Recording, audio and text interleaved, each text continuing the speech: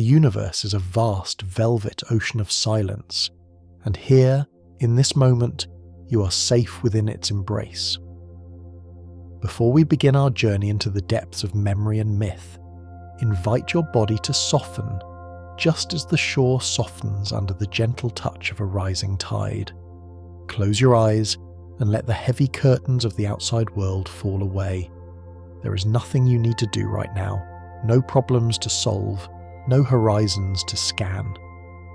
There is only the rhythm of your breath, moving in and out like the slow, eternal pulse of the sea. Feel the space around you settling. Imagine a coolness, like the air inside a sea cave, refreshing and still, wrapping around your shoulders. Let the weight of the day drain from your limbs, sinking down through the mattress, down into the earth, drifting away like silt settling on the ocean floor. You're becoming lighter, buoyant, suspended in a state of perfect, weightless comfort. The darkness behind your eyelids is not empty. It is a canvas of deep indigo, a liquid night sky waiting for the stars of our story to ignite. We're going to travel back, far back, before the maps of the modern world were drawn, to a place that exists now only in the golden amber of legend. We're drifting toward Atlantis, not the chaotic destruction of cinema, but the Atlantis of the Dreamtime, the golden afternoon of human memory, a place of supreme beauty, advanced harmony, and elemental peace.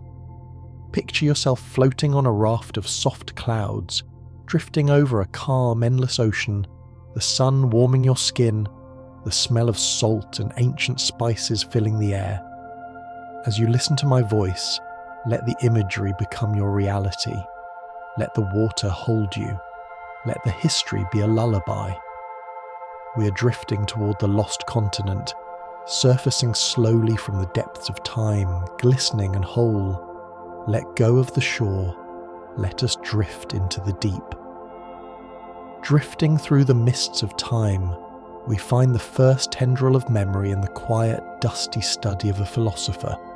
Our journey begins not in the water, but with the scratching of a quill against parchment in ancient Athens. Visualize the flickering light of an oil lamp casting long, dancing shadows against stone walls. Here, the great thinker Plato first breathed life into the legend, whispering the story that had been passed down through generations, from the wise lawgiver Solon who heard it from the priests of Egypt. Imagine the reverence in that room. The story of Atlantis was not born as a fable, but as a secret history, a truthful account of a civilization that stood tall when the rest of the world was young. Feel the texture of the story itself. It feels old, weathered like sea glass.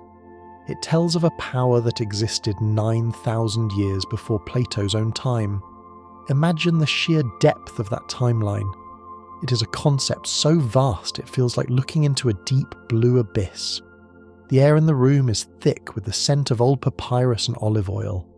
The voice telling the tale is low and steady, a rumble of ancient authority. This is the origin, the spark.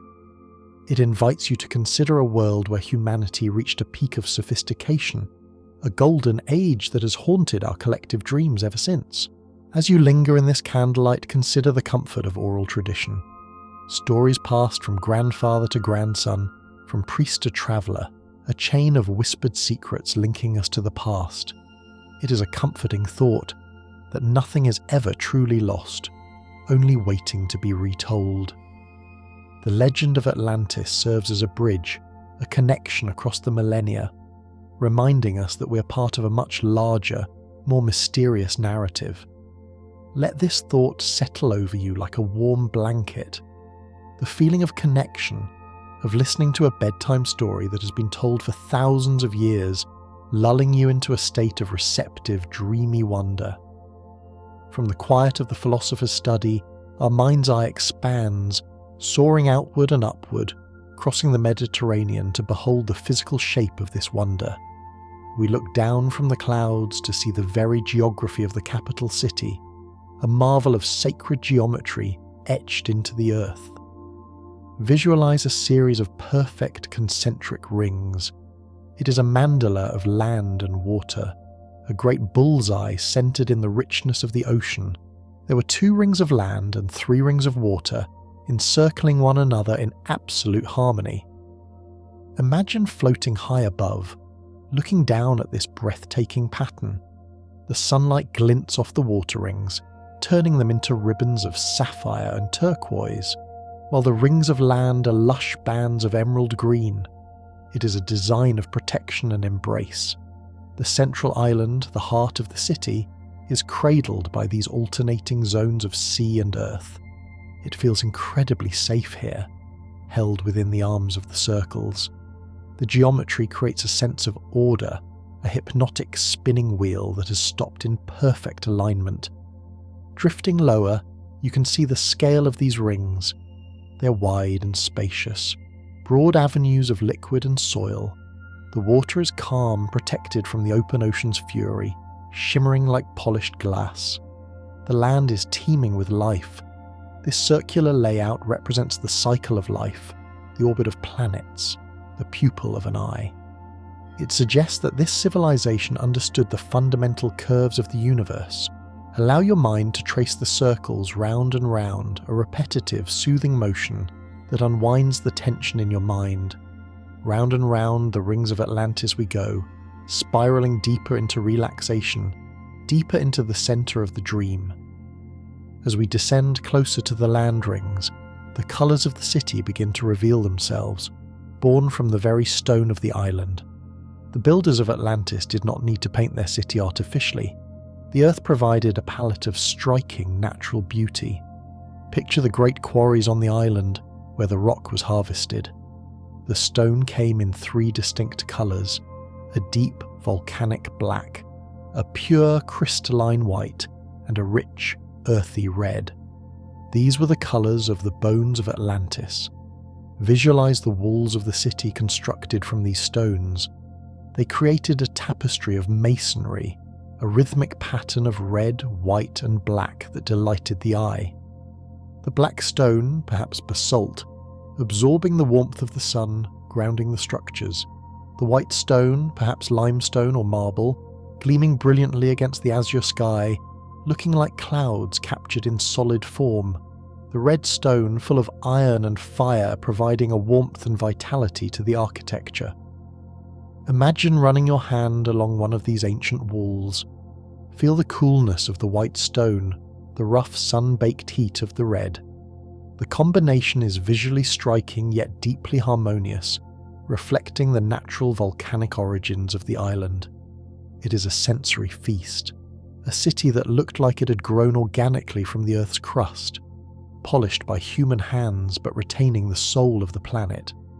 See the buildings rising up, tiered and majestic, striped in these elemental colours, standing as silent sentinels of beauty. The visual rhythm of red, white and black repeats softly, a visual mantra that calms the eyes and grounds the spirit in the physical reality of this lost paradise. But amongst the natural stone there was something else, a glow that has captivated the imagination of the world for eons. Cast your gaze upon the walls of the central citadel and witness the shimmer of a metal known as orichalcum. In the Atlantean tongue, it meant mountain copper, but it was something far more exquisite. It was second only to gold in value, and it possessed a unique, fiery luminescence. Picture the outer walls of the central temple coated in this metal. As the sun begins to set in your visualization, the orichalcum catches the fading light. It does not just reflect, it seems to glow from within, radiating a colour that is somewhere between spun gold and deep burning ruby. It flashes like fire, yet it is cool to the touch. The entire city centre would sparkle with this reddish light, casting a warm amber glow over the streets as evening fell. Imagine standing before a wall plated in orichalcum. It acts like a mirror, but one that softens your reflection, bathing you in a flattering ethereal light. It represents the wealth of Atlantis, not just in currency, but in spirit, a civilization that could cloak itself in the colours of the sunset. This glowing metal is a beacon in the dream, a focal point for your attention. Watch the light play across the surface, shifting and dancing, hypnotic and dazzling. It is the colour of warmth, the colour of a hearth fire, inviting you to come closer, to bask in its radiance. Let the imaginary glow of the orichalcum warm your face, melting away any last traces of tension in your jaw and forehead, leaving you bathed in golden tranquility.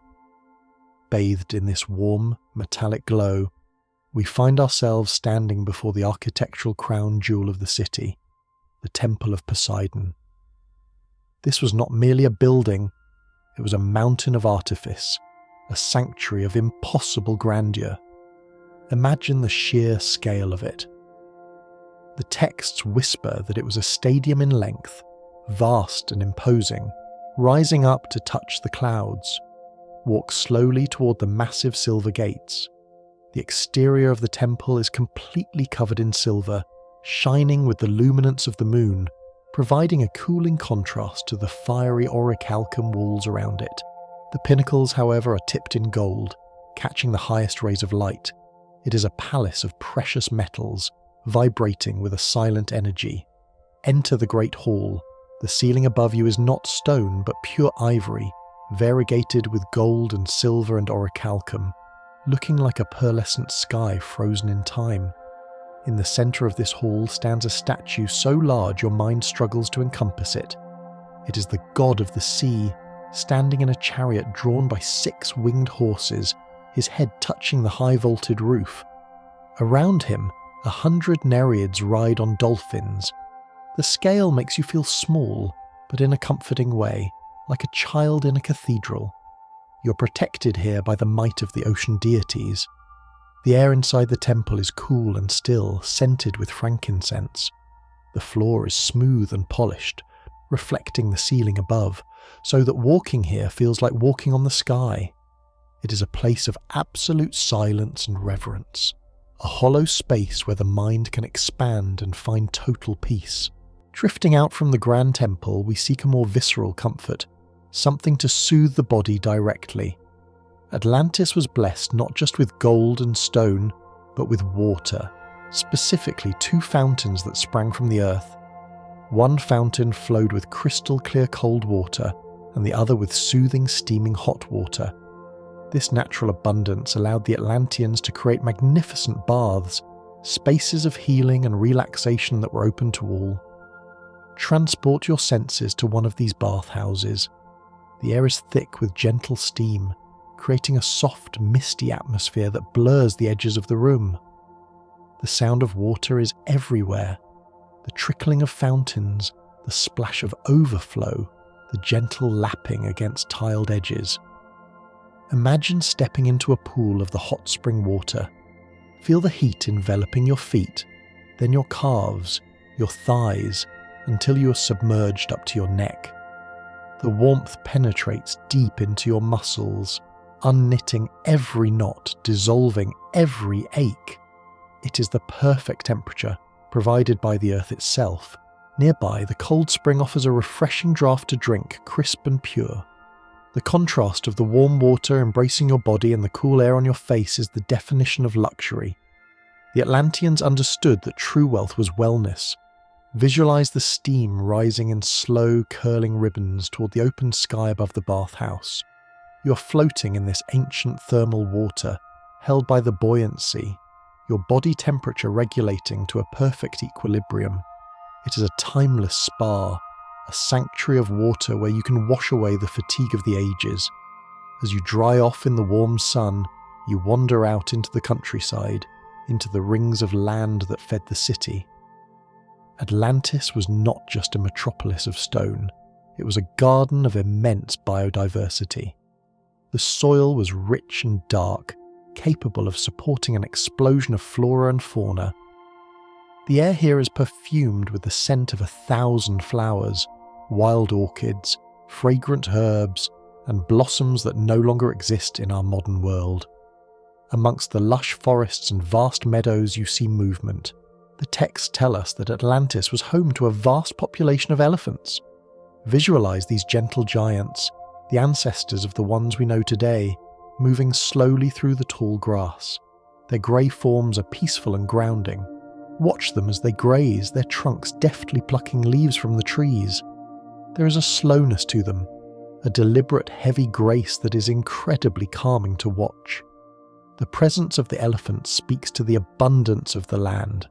There was enough fodder, enough water, enough space for even the largest of creatures to thrive. Imagine walking beside one of them, placing a hand on its rough, warm flank. The animal is calm, accepting of your presence. Around you, the air is filled with the hum of insects and the song of birds, a symphony of life. The lushness of the greenery surrounds you, a vibrant, breathing blanket of nature.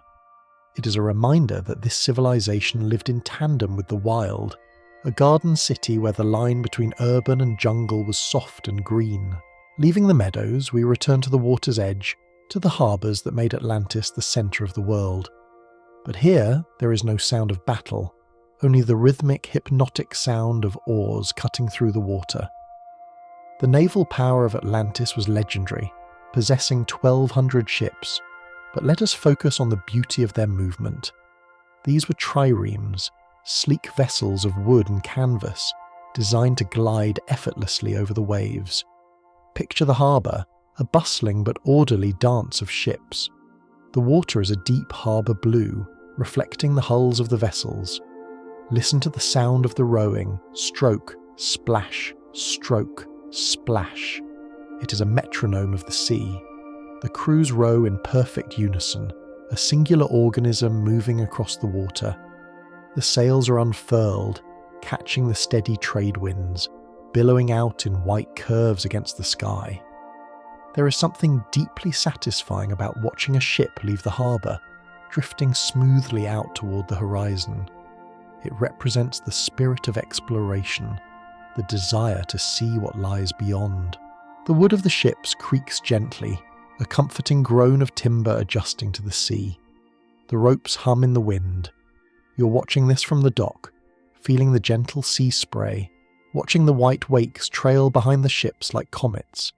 It is a scene of organised flow, of travel and return, a pendulum swinging continuously between the safety of the harbour and the freedom of the open sea. To navigate this city of concentric rings, the Atlanteans became masters of connection. We turn our attention now to the great canals and bridges that stitch the island together. They cut a massive canal from the sea directly to the central ring, a waterway wide enough for the largest ships to pass. But more enchanting were the bridges that spanned these canals, connecting the rings of land. Visualize yourself gliding on a small boat through these internal waterways. You pass under great stone arches, the bridges towering above you. As you pass into the shadow of a bridge, the air cools momentarily. The sound of the city echoes against the stone vault, and then you emerge back into the sunlight. It is a rhythmic journey of light and shadow. The canals are the arteries of the city, keeping the energy flowing, ensuring that no part of the island is isolated. Look down into the water of the canal. It is deep and clear. You can see the stones of the canal walls disappearing into the depths. The bridges above are crowded with people, but from your vantage point on the water, it is peaceful. You're simply drifting with the current, moving from the outer rings to the inner sanctuary. The engineering is flawless, the stones fitted so tightly that not even a knife blade could fit between them. It is a testament to unity, to the idea that obstacles can be spanned, that water can be a road, and that everything is connected. We drift under another bridge and another, deeper and deeper into the heart of the piece that is Atlantis. Finally, for this part of our journey, we zoom out to place this dream on the map of the world. We look to the horizon, to the Pillars of Hercules, what we now call the Strait of Gibraltar. The ancient texts are clear. Atlantis lay beyond these pillars, out in the vast, open Atlantic Ocean. There is a profound sense of mystery in this location. To the ancients, the Pillars of Hercules were the end of the known world, the limit of safe travel. To go beyond was to enter the realm of the gods. Imagine standing on the cliffs of Europe, looking west. The sun is setting, blazing a path of gold across the water. Somewhere out there, beyond the curvature of the Earth, amidst the endless blue, lies the island. This distance creates a feeling of solitude and protection. Atlantis is hidden, tucked away in the pockets of the ocean, separate from the noise and haste of the mainland. It is a secret garden in the sea. The vastness of the Atlantic Ocean acts as a buffer, a massive blanket of silence surrounding the island. Visualize that endless expanse of water, rolling and heaving with a slow, geologic breath. It creates a barrier of time and space. Knowing it is out there, somewhere in the deep, gives us a place to send our minds when we wish to disappear. We drift towards that western horizon, following the golden path of the sun, moving further away from the here and now and closer to the eternal sleeping city. Drifting past those ancient pillars, where the Mediterranean breath meets the vast inhalation of the open ocean, we come to understand the sheer, impossible magnitude of this lost place.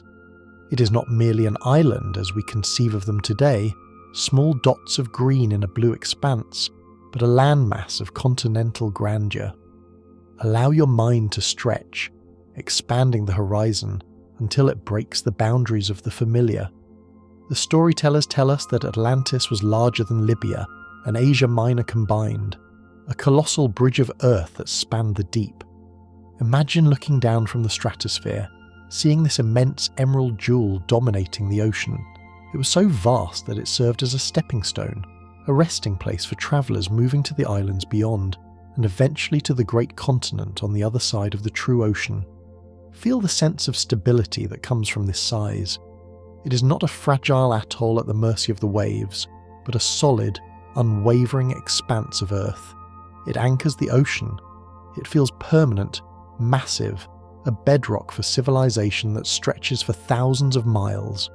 To walk from one end to the other would take seasons. The scale of it offers a profound sense of grounding, a feeling that there is enough space for everyone, enough land to get lost in, enough horizon to hold all your dreams without crowding. As we descend from the heights of this continental vision, we land softly on the history of its name, a sound that mimics the hush of the sea itself.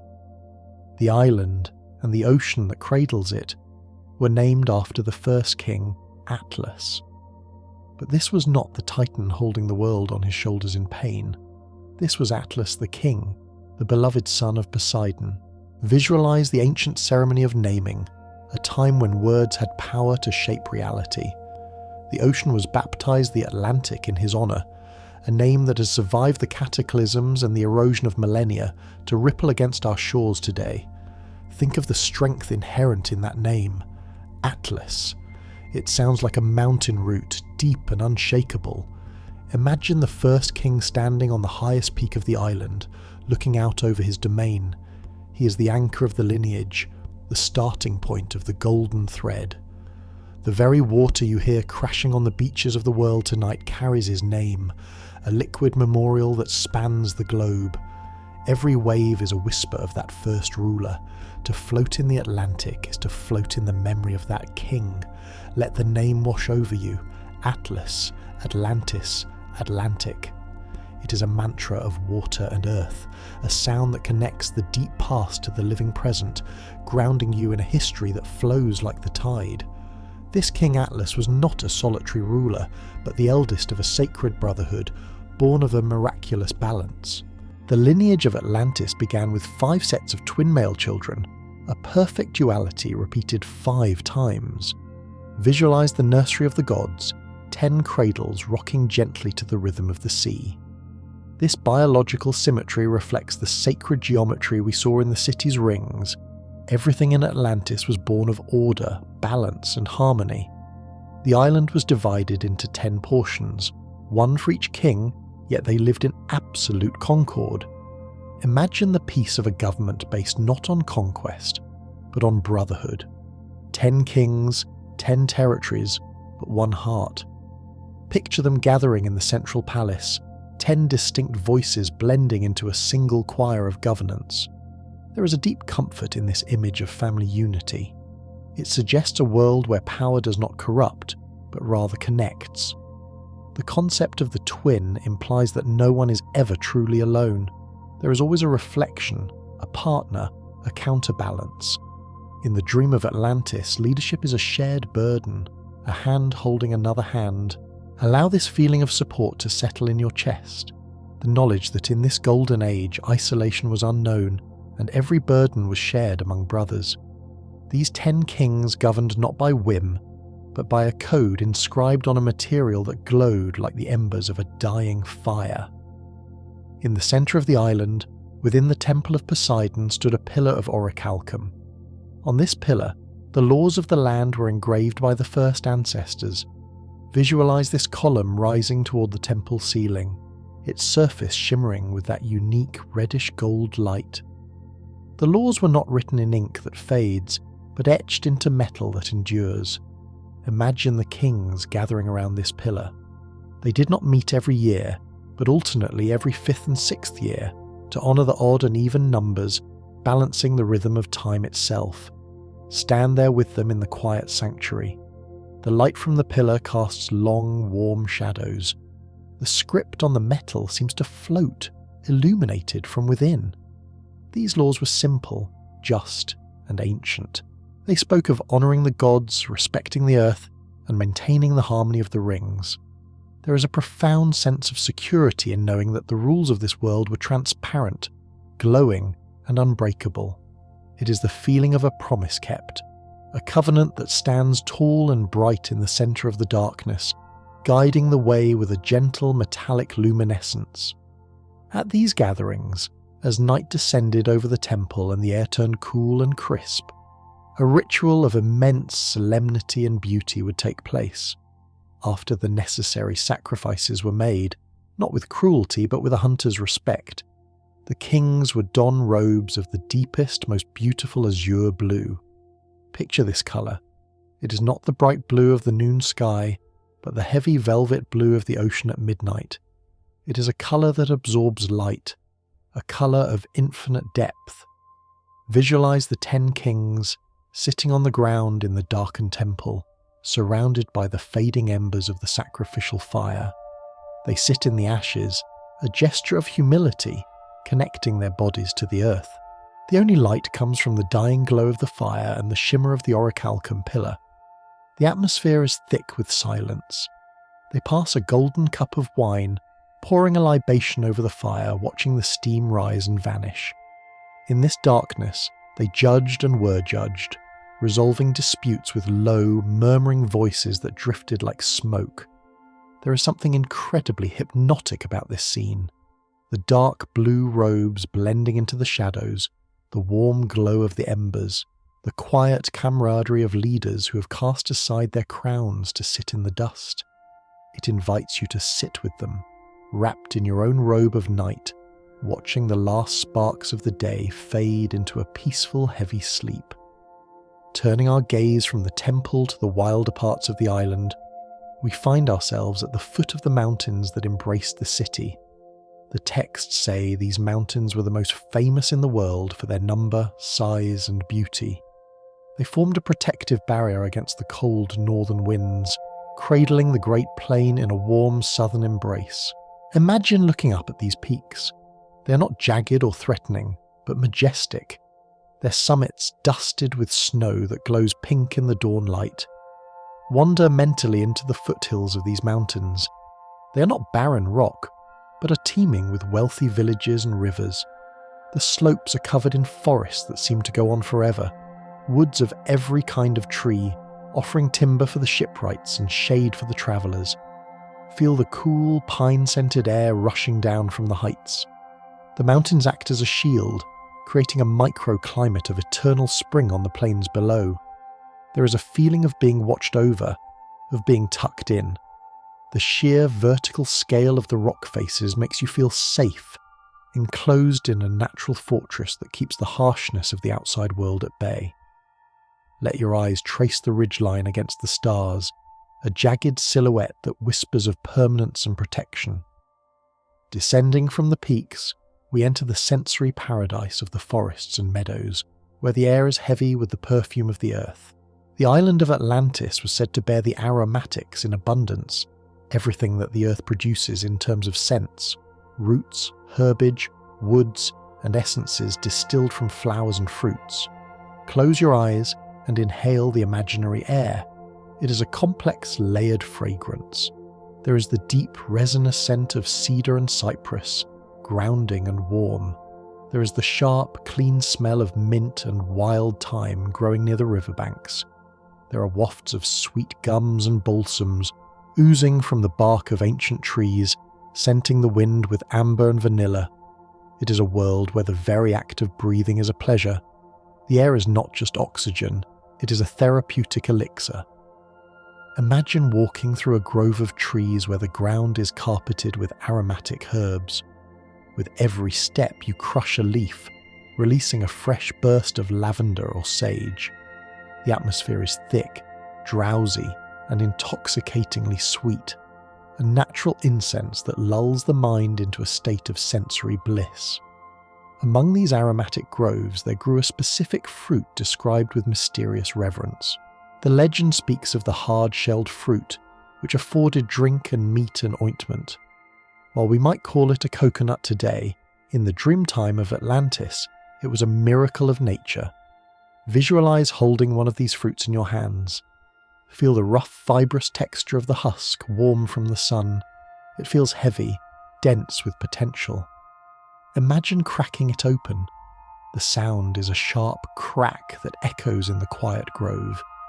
Inside you find the stark white meat, crisp and sweet, and the water, cool and clear. It is a self-contained vessel of life.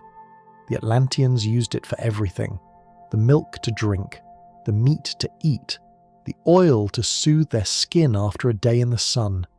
It represents the perfect provision of nature. There is a deep satisfaction in this tactile imagery, the roughness of the shell yielding to the smoothness of the oil. It reminds us that the earth provides exactly what we need, packaged perfectly, waiting for us to discover it. Taste the phantom sweetness of the fruit, cool and refreshing, washing away thirst and hunger. From the wild orchards we drift back toward the city's infrastructure, specifically to the hidden marvels of the dockyards. The Atlanteans did not just build out into the water, they carved into the stone. The docks were hollowed out of the native rock of the circuit walls. Imagine gliding into one of these subterranean harbours. As your boat passes from the bright sunlight into the shadow of the rock, the temperature drops, becoming cool and echoey. These were covered docks, sheltered from the rain and the wind. The roofs were the natural stone of the island itself. Listen to the sounds of the water lapping against the stone quays, a resonant, hollow sound that amplifies the quiet. The ships rested here like sleeping beasts in their caves. There is a cozy, secret feeling to these hollowed-out spaces. It is like a sea cave that has been tamed. The light filters in from the entrance, dancing in reflections on the curved stone ceilings. It is a place of rest for the vessels, a stone cradle where the wood can dry and the sailors can sleep in the cool dark. It speaks of a civilization that worked with the geology, burrowing in like nesting birds to find safety and shelter in the very bones of their island. Surrounding this entire civilization was a feat of engineering so vast it defies belief: the Great Ditch. This was not a muddy trench, but a grand canal, a liquid perimeter that defined the boundaries of the central plain. We are told it was 100 feet deep and a stadium wide, tracing a massive rectangle around the agricultural heartland. Visualize this canal as a long, straight mirror reflecting the sky. It received the streams coming down from the mountains and circled the plain, eventually emptying into the sea. It is a boundary of water, a moat of peace. The water here is calm, moving with a slow, majestic current. It served as a highway for timber and fruits, allowing goods to float gently from the mountains to the city. Picture the logs of cedar and oak drifting silently down this waterway, guided by boatmen with long poles. The sound is just the gentle ripple of the pole entering the water. This canal represents the circulation of the island's lifeblood. It is a continuous loop of water, enclosing the fertile lands in a wet, protective embrace. Follow the line of the canal in your mind, mile after mile of straight shimmering water, a silver ribbon tying the landscape together, leading you further and further into the quiet acceptance of the flow. Drifting along that silver ribbon of the great canal, we find ourselves drawn inevitably inward, following the flow of water and trade toward the concentric heart of the city. As we approach the massive stone circles that guard the interior, we notice that they are not merely rock and mortar. The Atlanteans, in their love for beauty and light, dressed their walls in metal, turning fortifications into jewellery. Visualize the wall of the outermost ring, the first great barrier rising from the water. It is coated entirely in brass. As the sun moves across the sky, this wall catches the light, burning with a steady golden brown intensity.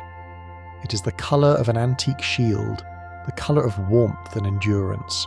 Imagine rowing a small boat beside this wall, the reflection of the brass ripples in the water below you, turning the waves into liquid amber. The metal has been polished by the salt air to a soft matte finish, lacking the harsh glare of a mirror but possessing a deep resonant glow. It feels solid, a metallic skin protecting the sanctity of the island. To run your hand along it would be to feel the sun-warmed metal, smooth and unyielding, a tactile boundary that says, here begins the safety of the city. Passing through the gates of the brass wall, we glide across the ring of water to the next barrier, the wall of the inner ring. Here, the atmosphere shifts from the warmth of brass to the cool, ethereal luminance of tin. The ancients coated this wall in the white metal, and in the twilight it shines with the spectral beauty of the moon. Picture this wall at night. The tin coating reflects the starlight and the torches of the passing ships, creating a soft, milky aura that surrounds the inner city. It is a ghostly protective light, cooling the eyes and calming the spirit. While the brass wall felt like the sun, the tin wall feels like the night sky brought down to earth. It suggests a layer of mystery, a veil of silver mist that you must pass through to reach the holy centre. The visual transition is hypnotic, from the earthy red and black stone to the warm brass, and now to this cooling tin, a sequence of colours and textures that guides the mind deeper into relaxation, shedding the heat of the day for the cool introspection of the inner sanctum. Between these shimmering walls on the broad rings of land lay the gymnasiums, vast open spaces dedicated to the cultivation of the body and the spirit. But do not picture a modern, enclosed room. In Atlantis, the gymnasium was a celebration of the open air, a marriage of parkland and architecture. These were sprawling gardens of health, filled with the scent of crushed grass and the sound of wind in the trees. Visualize yourself walking barefoot across one of these great lawns. The grass is thick and cool, cushioned by the rich soil of the island. Around you, the youth of Atlantis are moving in slow, rhythmic exercises, their movements synchronized like a flock of birds. There is no strain here, only the fluid grace of the human form in motion. The spaces are lined with statues and shaded by colonnades where philosophers sit and talk. It is a place where leisure is taken seriously, where the maintenance of the physical vessel is a form of worship. The air is filled with the faint, clean scent of oil used for massage and the murmuring of quiet conversations. It is a landscape of human vitality, resting in the centre of the ocean, a reminder that the body is meant to move, to breathe, and to be at peace with its environment.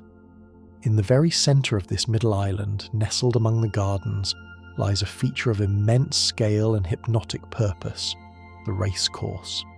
The texts tell us it was a stadium in width and extended through the entire length of the ring, a massive track dedicated to the horse. Close your eyes and listen for the sound that defines this space, the rhythmic, thundering heartbeat of hooves on packed earth. Da-dum, da-dum, da-dum. It is a low-frequency sound, one that you feel in your chest as much as you hear.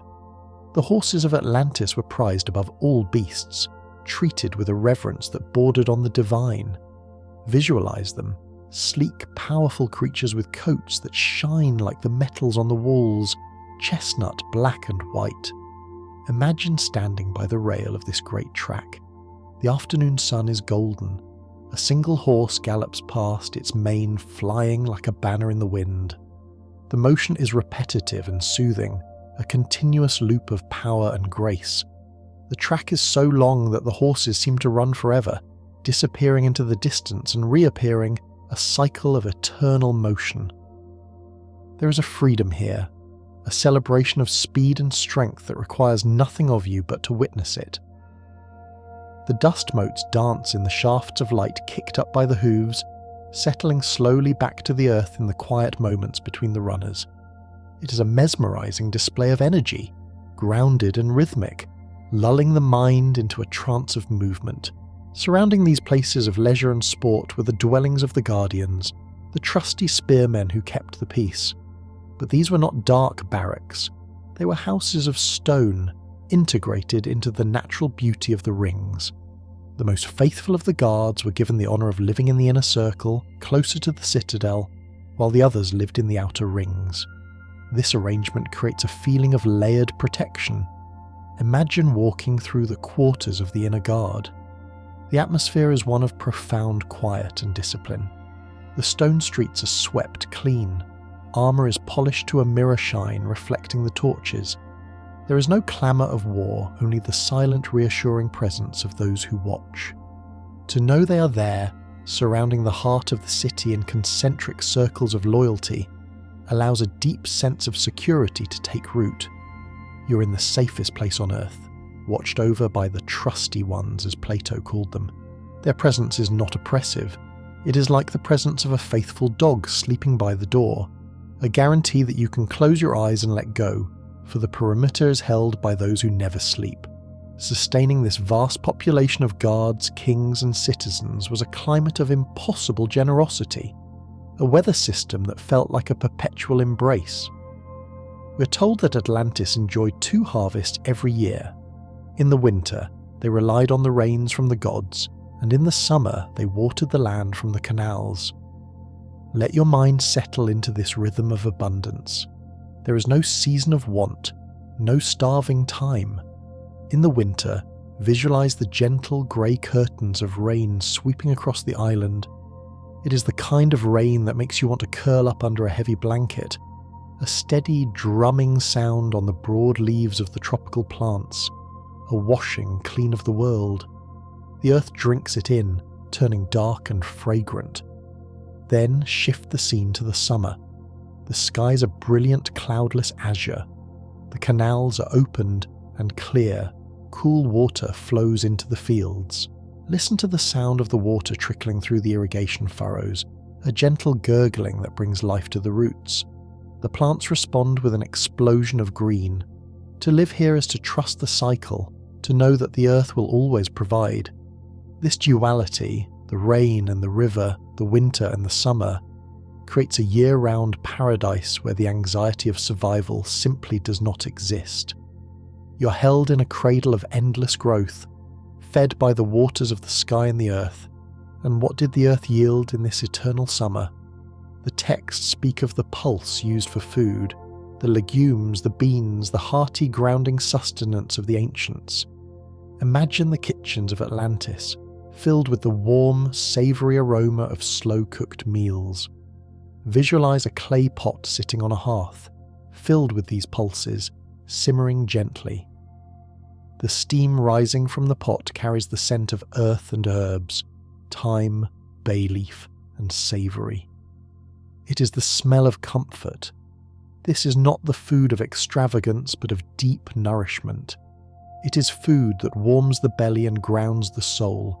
Imagine sitting at a simple wooden table, a bowl of this warm, starchy food in your hands. The heat from the bowl seeps into your palms. It speaks of a simple life lived close to the land. Along with the fruits and the meats, this humble pulse was the backbone of their diet. A reminder that in this advanced civilization, the simple pleasures of a warm meal and a quiet home were still the most cherished. To bring the water to these kitchens, and to the fields and the baths, the Atlanteans constructed a network of aqueducts and bridges that rivaled the veins of a living creature. The water from the central springs, the hot and the cold, was not allowed to run to waste, it was guided. Picture the stone channels, perfectly cut, running alongside the bridges that connected the rings. The water flows smoothly, dark and swift. Listen to the faint musical sound of the water rushing through these conduits. It is the sound of circulation. The system was designed so that the water flowed first to the citadel, then to the inner rings, and finally to the outer groves, sharing the wealth of the springs with everyone. Imagine standing on a bridge, looking at the aqueduct beside you. The water is crystal clear. You can see the moss growing green and soft on the underwater stones. It is a system of sharing, a physical manifestation of the idea that resources are meant to flow, not to be hoarded. The gravity that pulls the water down from the center to the edge is a gentle force, a constant, silent provider that hydrates the entire city without effort. It is a relaxing thought. The idea of a city where the life force flows freely to wherever it is needed, requiring no effort, just a beautifully designed path. This water eventually found its way to the bathhouses, but the Atlanteans, in their empathy, did not limit luxury to humans alone. One of the most charming and specific details of the legend is that there were baths constructed specifically for the horses and other beasts of burden. Let this image soften your heart. A warm, stone-lined pool filled with the thermal waters of the earth where a tired horse is led to rest. The steam rises into the cool evening air. The animal stands chest deep in the soothing water, its eyes half closed, the tension melting from its powerful muscles. Stable hands gently wash the dust from its coat. There is a profound kindness in this image. A civilization that builds spas for its animals is one that understands the interconnectedness of all life. It creates a feeling of universal care. If the horses are treated with such tenderness, how much more so the people? Visualize the scene, the steam, the soft nickering of the horses, the gentle splash of water. It is a scene of quiet servitude and gratitude, a place where even the beasts are allowed to dream and heal in the warm embrace of the water. Finally, we return to the center, to the holy temple, to witness the way the citizens honored their past. The temple was not just a house of the gods, it was a gallery of lineage. Inside, standing in the golden light, were statues of all the kings who had ever ruled, and their wives dedicated by private individuals. Visualize these statues. They are made of solid gold, reflecting the flicker of the eternal flame. But they are not imposing or terrifying. They are faces of ancestors, the grandfathers and grandmothers of the nation. The fact that private citizens commissioned them speaks of a deep love for their history. Walking through the temple is like walking through a family album rendered in precious metal. See the glint of gold in the shadows. The statues stand in rows, a silent audience of the past watching over the present. They represent continuity. They remind us that we are part of a long, unbroken chain. To stand before them is to feel the weight of time in a comforting way. The knowledge that many have gone before, that the path has been walked by others, and that memory can be preserved in something as enduring and beautiful as gold. The silence in the Hall of Statues is heavy and profound, a golden silence that wraps around you, inviting you to take your place in the long, quiet river of time. From that golden silence of the ancestor statues, our gaze drifts naturally to the center of the sanctuary, where the heart of the temple's worship was anchored. Here stood the great altar, a structure of such immense proportions that it perfectly balanced the scale of the ivory ceiling and the towering idols. Visualize this altar not as a place of fear, but as a grand table of unity, a platform carved from a single block of polished stone that seemed to grow out of the temple floor. The surface of the altar is smooth and cool, worn soft by centuries of reverence. It is large enough that the smoke from the incense burners drifts up in thick, fragrant columns, looking like pillars of cloud supporting the roof. The size of it commands a deep physical respect. It forces the eyes upward, lifting the spirit. Imagine walking around the base of this great stone. It is cool to the touch, grounding you in the present moment.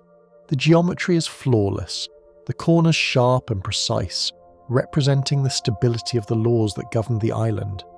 It stands as a silent testament to the idea that at the centre of all life there must be a solid, unshakable foundation, a rock upon which the community can rest its hopes and its gratitude. Roaming freely within this sacred precinct, unconfined by fences or ropes, were the bulls of Poseidon. These were not ordinary livestock. They were creatures of immense size and beauty, their coats dark and glossy, chosen by the god himself. Imagine the hushed atmosphere of the temple grounds, where these majestic animals wandered at will. They are the living spirits of the island, strong, potent and wild, yet held within the embrace of the sanctuary. Watch one of them as it moves slowly across the stone pavement. Its hooves make a rhythmic clack, clack sound that echoes softly against the high walls. The bull is calm, its breathing heavy and rhythmic, a sound like a large bellows working slowly. There is something deeply soothing about the presence of such a large, powerful animal in a state of peace. You can see the muscles rolling under its skin, the sheer weight of its presence, yet it grazes on the temple grasses with a gentle deliberation. To be near them was to be near the raw, elemental power of the earth, tamed only by the sanctity of the place. They are the guardians of the silence here, their low, resonant lowing occasionally breaking the quiet, a sound that vibrates deep in the chest and grounds the listener in the physical reality of this ancient world. When the time came for the kings to engage with these sacred beasts, they did so under a strict covenant of non-violence and skill.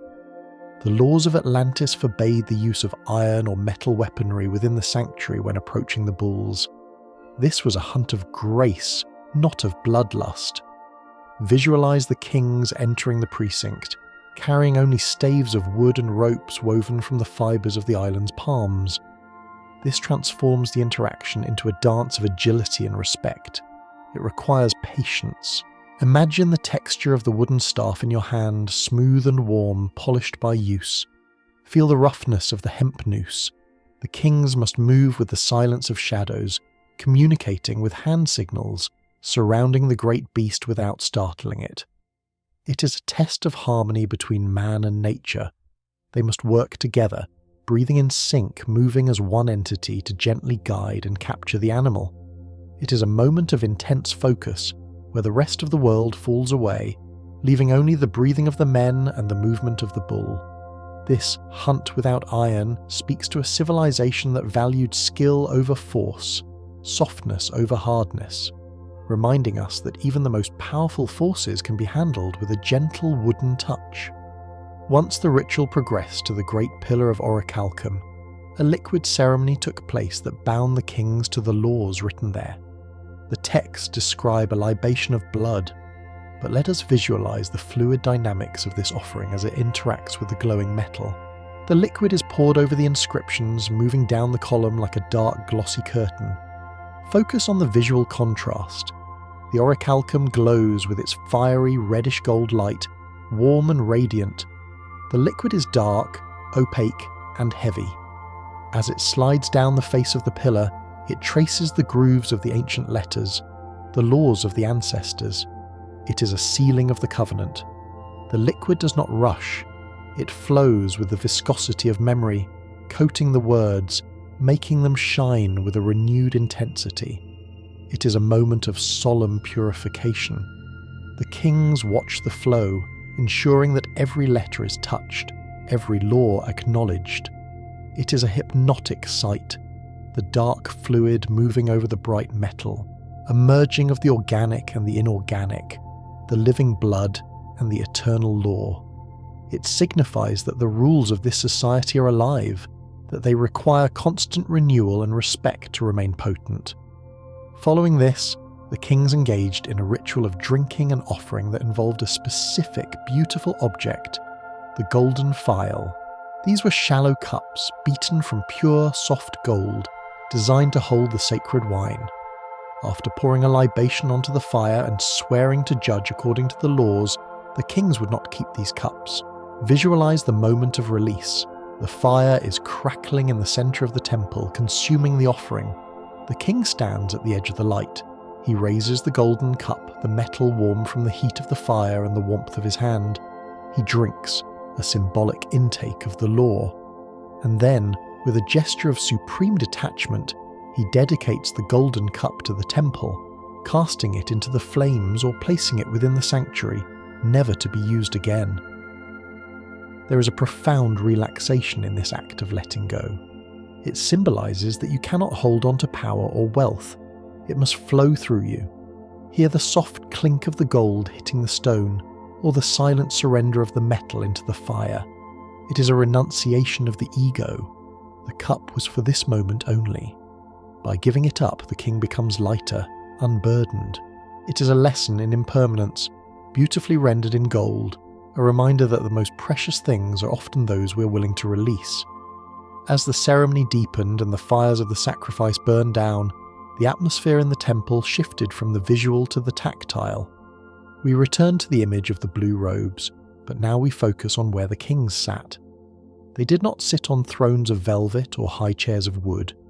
They sat on the ground in the very ashes of the sacrifice. Feel the texture of this moment. The floor of the temple is cool, smooth stone, but the ashes are warm, soft and grey. The kings, dressed in their robes of midnight blue, the most beautiful azure, lower themselves into the dust. It is a gesture of ultimate grounding.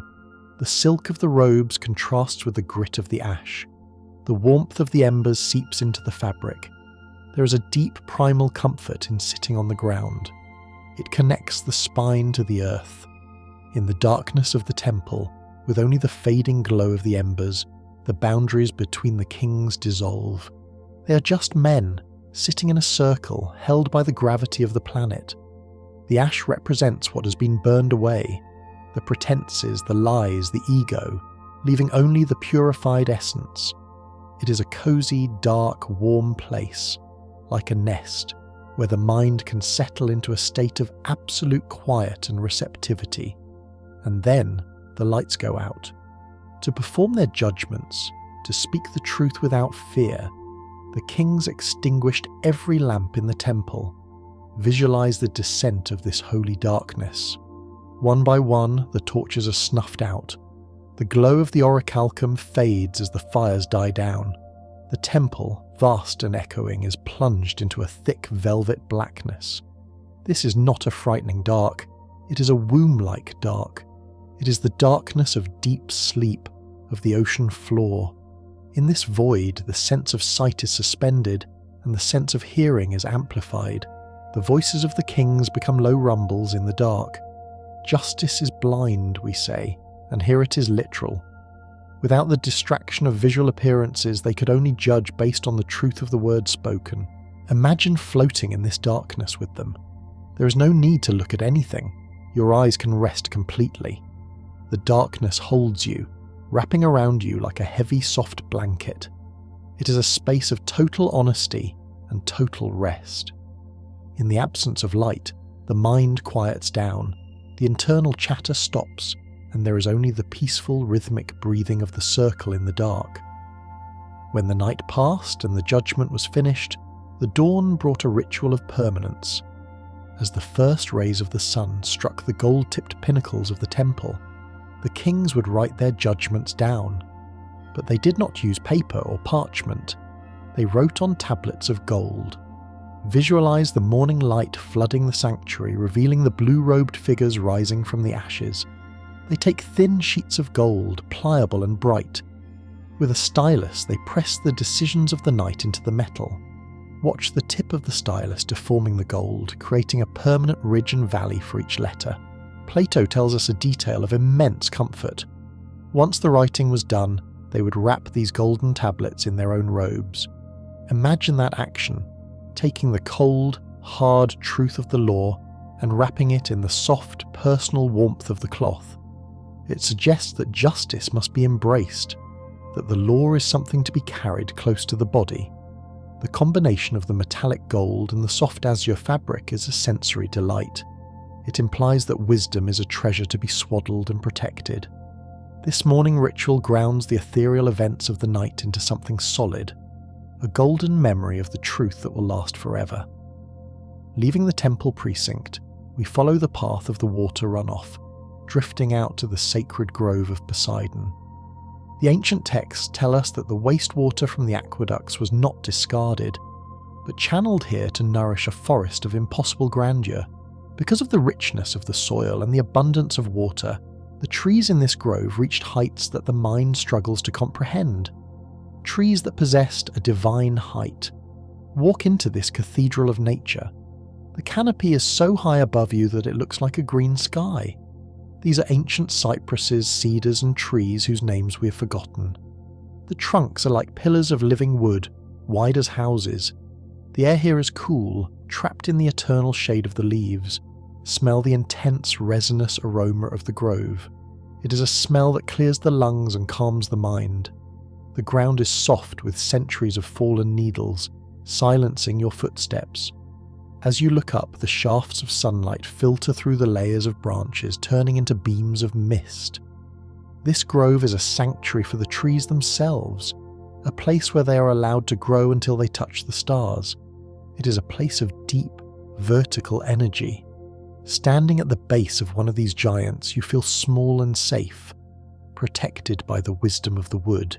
The sound of the wind moving through the high branches is a distant, ocean-like roar, a lullaby sung by the trees to the earth below.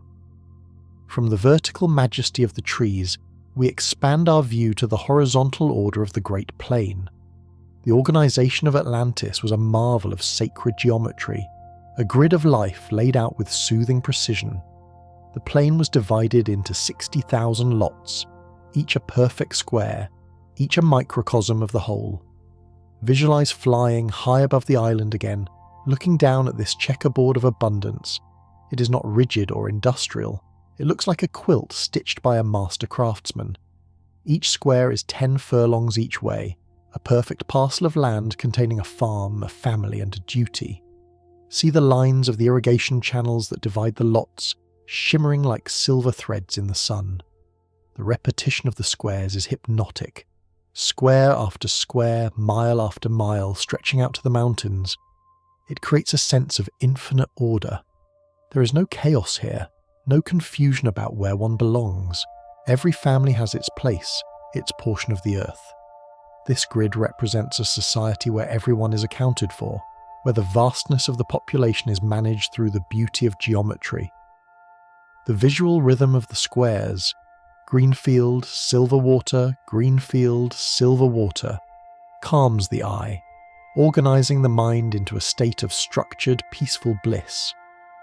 Drifting down from the high vantage point of that great green checkerboard, we lower our gaze to the heart of a single square, one of the 60,000 lots that quilted the plain. In the centre of each of these parcels lived a man designated not just as a farmer, but as a leader, a steward of the earth and the people. Visualize the homestead of such a leader. It is a structure of timber and stone sitting amidst the swaying grain, a hub of activity and care. This man was responsible for the well-being of the land and the mobilization of its resources, acting as a father to the soil. Think of the sense of community inherent in this system. The leader was not a distant landlord, but a neighbour, someone whose hands were stained with the same dark earth as those he led. He was the anchor for the families living in the surrounding crags and mountain villages, who would come down to the plain for guidance and governance. Imagine the gathering of these mountain folk in the courtyard of the leader's house as the sun sets. The air is filled with the smell of roasting barley and the sound of low, comforting voices discussing the harvest. It is a picture of decentralized harmony, where authority was local, accessible, and rooted in the daily rhythms of the field. This structure meant that no one was ever lost in the crowd. Every individual belonged to a specific lot, a specific leader, a specific circle of care within the vast geometry of the empire. From this peaceful stewardship, the Atlanteans drew the resources for their protection, organized with the same meticulous beauty as their architecture. Each lot was required to provide a fraction of the materials needed for a single war chariot. Specifically, the sixth part of a chariot. This detail implies a profound level of cooperation. No single family bore the burden of the whole machine. Visualize the craftsmanship involved in creating just one of these vehicles. It is a puzzle of wood, bronze, and leather, pieced together by neighbours.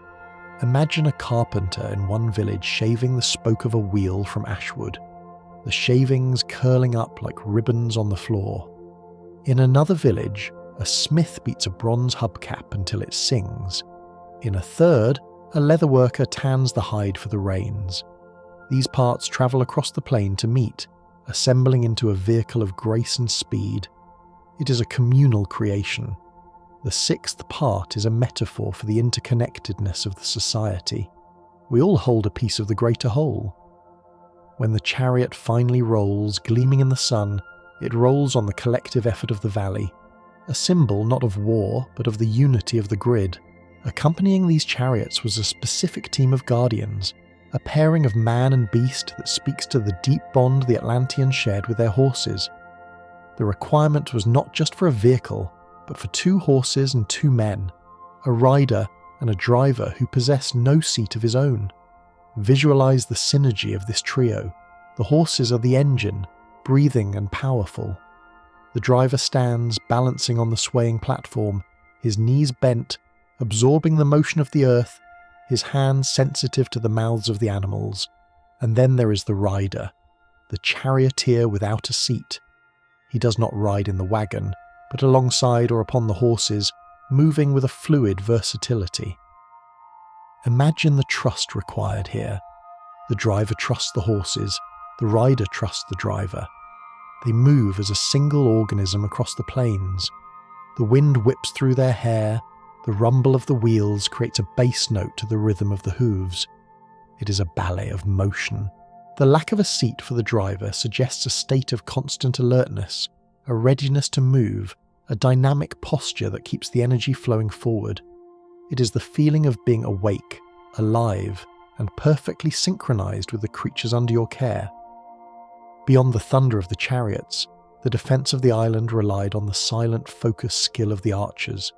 Each lot provided 2 archers, men who understood the tension of wood and the arc of the sky. Visualize the sensory experience of the Atlantean archer. He stands in the tall grass, holding a bow made of yew or horn, polished to a deep, warm sheen. Focus on the sound of the archery. It is a quiet discipline. There is the creak of the bow as it's drawn back, storing energy like a coiled spring. There is the momentary suspension of breath, a pause in time where the world stands still, and then the release. Thwip, the sound of the string singing against the air. The arrow is not a weapon of anger, but an extension of the mind, flying true to its mark. The archers of Atlantis were masters of distance, able to touch a target far away without moving a muscle. This practice cultivates a state of zen-like calm, a narrowing of focus until there is only the self and the target, connected by the invisible line of the arrow's flight. It is a meditation in motion, a practice of releasing tension with precision and grace. Complementing the archers were the slingers and stone throwers, those who utilized the most elemental weapons of all, the stones of the earth. The text tells us there were 2 slingers and 3 stone throwers required from each lot. While this sounds martial, consider the tactile nature of their craft. These men were experts in weight and texture. Imagine walking along a riverbed in Atlantis, searching for the perfect stone. The water rushes over your feet, cool and clear. You reach down to pick up a river rock. It is smooth, worn round by centuries of water, fitting perfectly into the palm of your hand. It feels heavy, dense, and cool. The slinger knows the weight of the earth intimately. He places the stone in a cradle of woven wool. The motion of the sling is a circle, again the sacred geometry of Atlantis, building momentum through rotation. Whoosh, whoosh, whoosh. The sound of the sling cutting the air is hypnotic. It connects the warrior to the land itself. His ammunition is the geology of the island, shaped by the waters of the canal. It creates a grounding sensation, a reminder that the simplest tools, when used with skill, are enough to maintain the peace. Drifting from the solid earth to the liquid borders of the kingdom, we contemplate the staggering scale of the Atlantean navy. From the 60,000 lots, each was required to provide 4 sailors. Do the math in the quiet of your mind, or simply feel the weight of the number. 240,000 men dedicated to the sea. This was a civilization of salt and spray. Visualize the docks of the great circular harbour, teeming with this multitude. But it is not a chaotic crowd. It is a community of shared knowledge. These men knew the language of the clouds, the currents of the deep Atlantic, and the stars that guided them at night. Imagine the smell of 200,000 tarred ropes, the scent of canvas drying in the sun. Think of the camaraderie of the mess decks, where stories were swapped over bowls of fish stew. The sheer number of sailors means that the soul of Atlantis was truly aquatic. Almost every family had a son on the water. The ocean was not a barrier, but a home. Feel the gentle rocking of the deck beneath your feet, the universal rhythm that united these thousands of souls in a single, breathing brotherhood of the blue. While the central city was a marvel of unity, the island itself was a tapestry of distinct kingdoms. We drift now to the political landscape of the Outer Territories. We are told that each of the 10 kings was absolute in his own city and in his own kingdom. While they gathered to uphold the great laws, in their own lands they were sovereign. This suggests a beautiful diversity. Visualize the 10 different regions of Atlantis. One might be a land of high, mist-covered mountains and sheep herders. Another, a coastal realm of fishermen and pearl divers. Another, a lush valley of vineyards and poets. Each king made the laws that suited his specific people, punishing and rewarding according to the local customs. There is a freedom in this federalism. It allows for local flavour, for distinct cultures to flourish within the same alliance. Imagine travelling from one kingdom to another, seeing the architecture change slightly, tasting different foods, hearing different dialects, yet always knowing you are safe under the umbrella of the same great peace. It is the perfect balance between the order of the whole and the liberty of the individual parts. To ensure this balance remained unbroken, the kings were bound by a specific overriding covenant. They were strictly forbidden from ever taking up arms against one another. In a world where history is often a list of wars between neighbours, Atlantis stood as a sanctuary of eternal truce. Let this concept settle over you like a warm, heavy quilt, the promise of no civil war.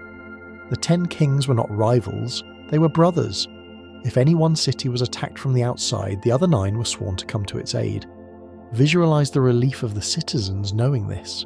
There were no border guards between the 10 kingdoms, no walls separating brother from brother. You could walk from one end of the continent to the other without fear. Imagine a council chamber where the 10 kings sit. They are discussing not how to conquer each other, but how to help each other. It is a league of peace that lasted for generations. The energy that other nations spent on internal conflict, Atlantis spent on art, architecture and philosophy. This absence of fear is the true golden age. It is a quiet, abiding confidence that your neighbour is your shield, not your sword. This unity was further cemented by a rule of consultation. The kings were not allowed to decide any major matter, especially those concerning life and death or the banishment of their kin, without the consent of the majority. The power was shared. Visualize the circular table again. A decision needs to be made. It does not come from a single booming voice of a dictator. It comes from the murmur of 10. They lean in, their heads close together, debating, listening, nodding. It is a slow process, a deliberate process. It ensures that wisdom overrides impulse. The majority here represents the collective conscience of the island. It is a safety net against tyranny. To know that the leaders of the world are forced to listen to one another before acting is a profoundly soothing thought. It means that patience is built into the system, that dialogue is valued over decree. It creates a stillness in the political air, a sense that nothing rash will happen, that the ship of state is being steered by many hands, all pulling in the same direction. Finally, we arrive at the capstone of this great structure, the lineage that held it all together, the House of Atlas. While the 10 kings were sovereign, the descendants of Atlas, the eldest line, always held a special place of honour. They were the centre of the centre. Imagine the continuity of this family. For generation after generation, the eldest son of the eldest son handed down the sceptre to his own eldest son. It was an unbroken chain of memory. This creates a deep sense of timeline, a vertical route going down into the bedrock of history. The House of Atlas did not rule by force, but by the weight of tradition. Visualize the passing of the crown. It is a quiet ceremony, done within the family, perhaps in a private garden of the palace. The father, old and wise, places his hand on the shoulder of the son. There is a transfer of knowledge, of secrets, of the ancient things. This stability allows the civilization to plan in centuries, not just years. They built for the deep future because they knew the line would continue. It gives the feeling of an eternal present, where the past and the future are linked by the steady, beating heart of the central family, keeping the rhythm of the golden age alive, year after peaceful year. From that stable, vertical root of the House of Atlas, we witness the blooming of a flower that was not merely political, but deeply spiritual. For many generations, as long as the divine nature lasted in them, the people of Atlantis were obedient to the laws and well affectioned toward the gods who were their kin. This internal state is perhaps the most relaxing fact of all. The Atlanteans possessed a true, and in every way great spirit. Visualize the quality of this collective mind. It was a consciousness free from the jagged edges of anxiety and the frenetic noise of modern ambition. Their minds were like the surface of their own protected canals, calm, reflective, and deep. They practiced gentleness joined with wisdom in the various chances of life and in their intercourse with one another. Imagine walking through a crowded market in the capital city. There is no shouting, no pushing, no desperate haggling. Instead, there is a pervasive atmosphere of mildness. People meet each other's eyes with clarity and kindness. It is a society where the default state is one of sobriety and peace. To live there was to be surrounded by a community that valued the quiet dignity of the human soul above all else. Let this feeling wash over you. The relief of being among people who are emotionally safe, who do not overreact, who handle the vicissitudes of life with a steady, graceful hand. It is the comfort of emotional maturity on a civilizational scale, a place where the air itself feels devoid of stress, allowing your own nervous system to downregulate and match the gentle frequency of the ancients. Because of this clarity of spirit, the Atlanteans held a relationship with their immense wealth that was uniquely unburdened. They were not intoxicated by luxury, nor did they lose control of themselves through the accumulation of gold. In our world, wealth often brings a heaviness, a fear of loss, a tightening of the chest, but in the dream of Atlantis, wealth was viewed with a sober eye. Picture a room in an Atlantean home. On a table of polished cypress wood sits a bowl filled with nuggets of gold and rough-cut gemstones. To the people living there, these are simply beautiful stones, gifts from the earth, no different in spiritual value than a seashell or a perfect flower. They saw their possessions as a burden, only if they attached their happiness to them. Therefore, they travelled light. Visualize picking up a heavy gold ornament in this room. It feels dense and cool in your hand, but as you hold it, you feel no greed, no desperation to keep it. You appreciate its beauty, the way it catches the sunlight, the craftsmanship of the artisan, and then you set it down. This detachment creates a profound sense of freedom. They possessed the gold did not possess them. They understood that their true prosperity lay in their friendship with one another and their harmony with the land. Imagine living in a palace but feeling as light and carefree as a traveller with nothing but a cloak. It is the ultimate luxury. To have everything, yet to need nothing, floating above the material world like a cloud drifting over a mountain of jewels. This lightness of spirit allowed them to open their arms to the world, turning their island into a global sanctuary of connection. The great harbour of Atlantis was not a fortress of isolation. It was a magnet for the curious and the brave. The texts tell us that the harbour and the canal were full of vessels and merchants coming from all parts. Close your eyes and construct the soundscape of this ancient globalization.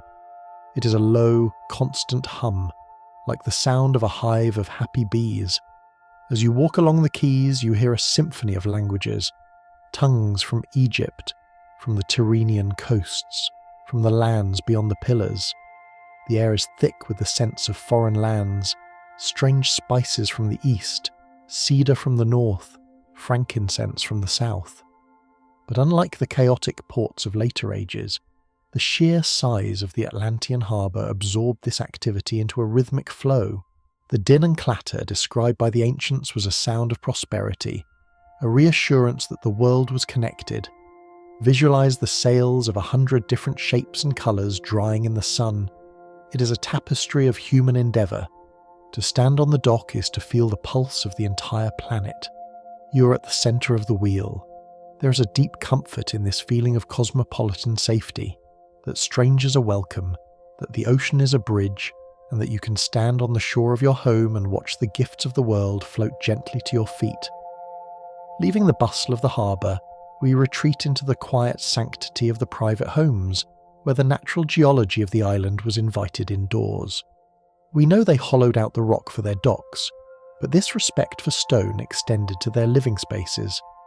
The interiors of the Atlantean houses were masterpieces of cool, tactile comfort, utilising the tricolour palette of the island's quarries, the white, the black, and the red.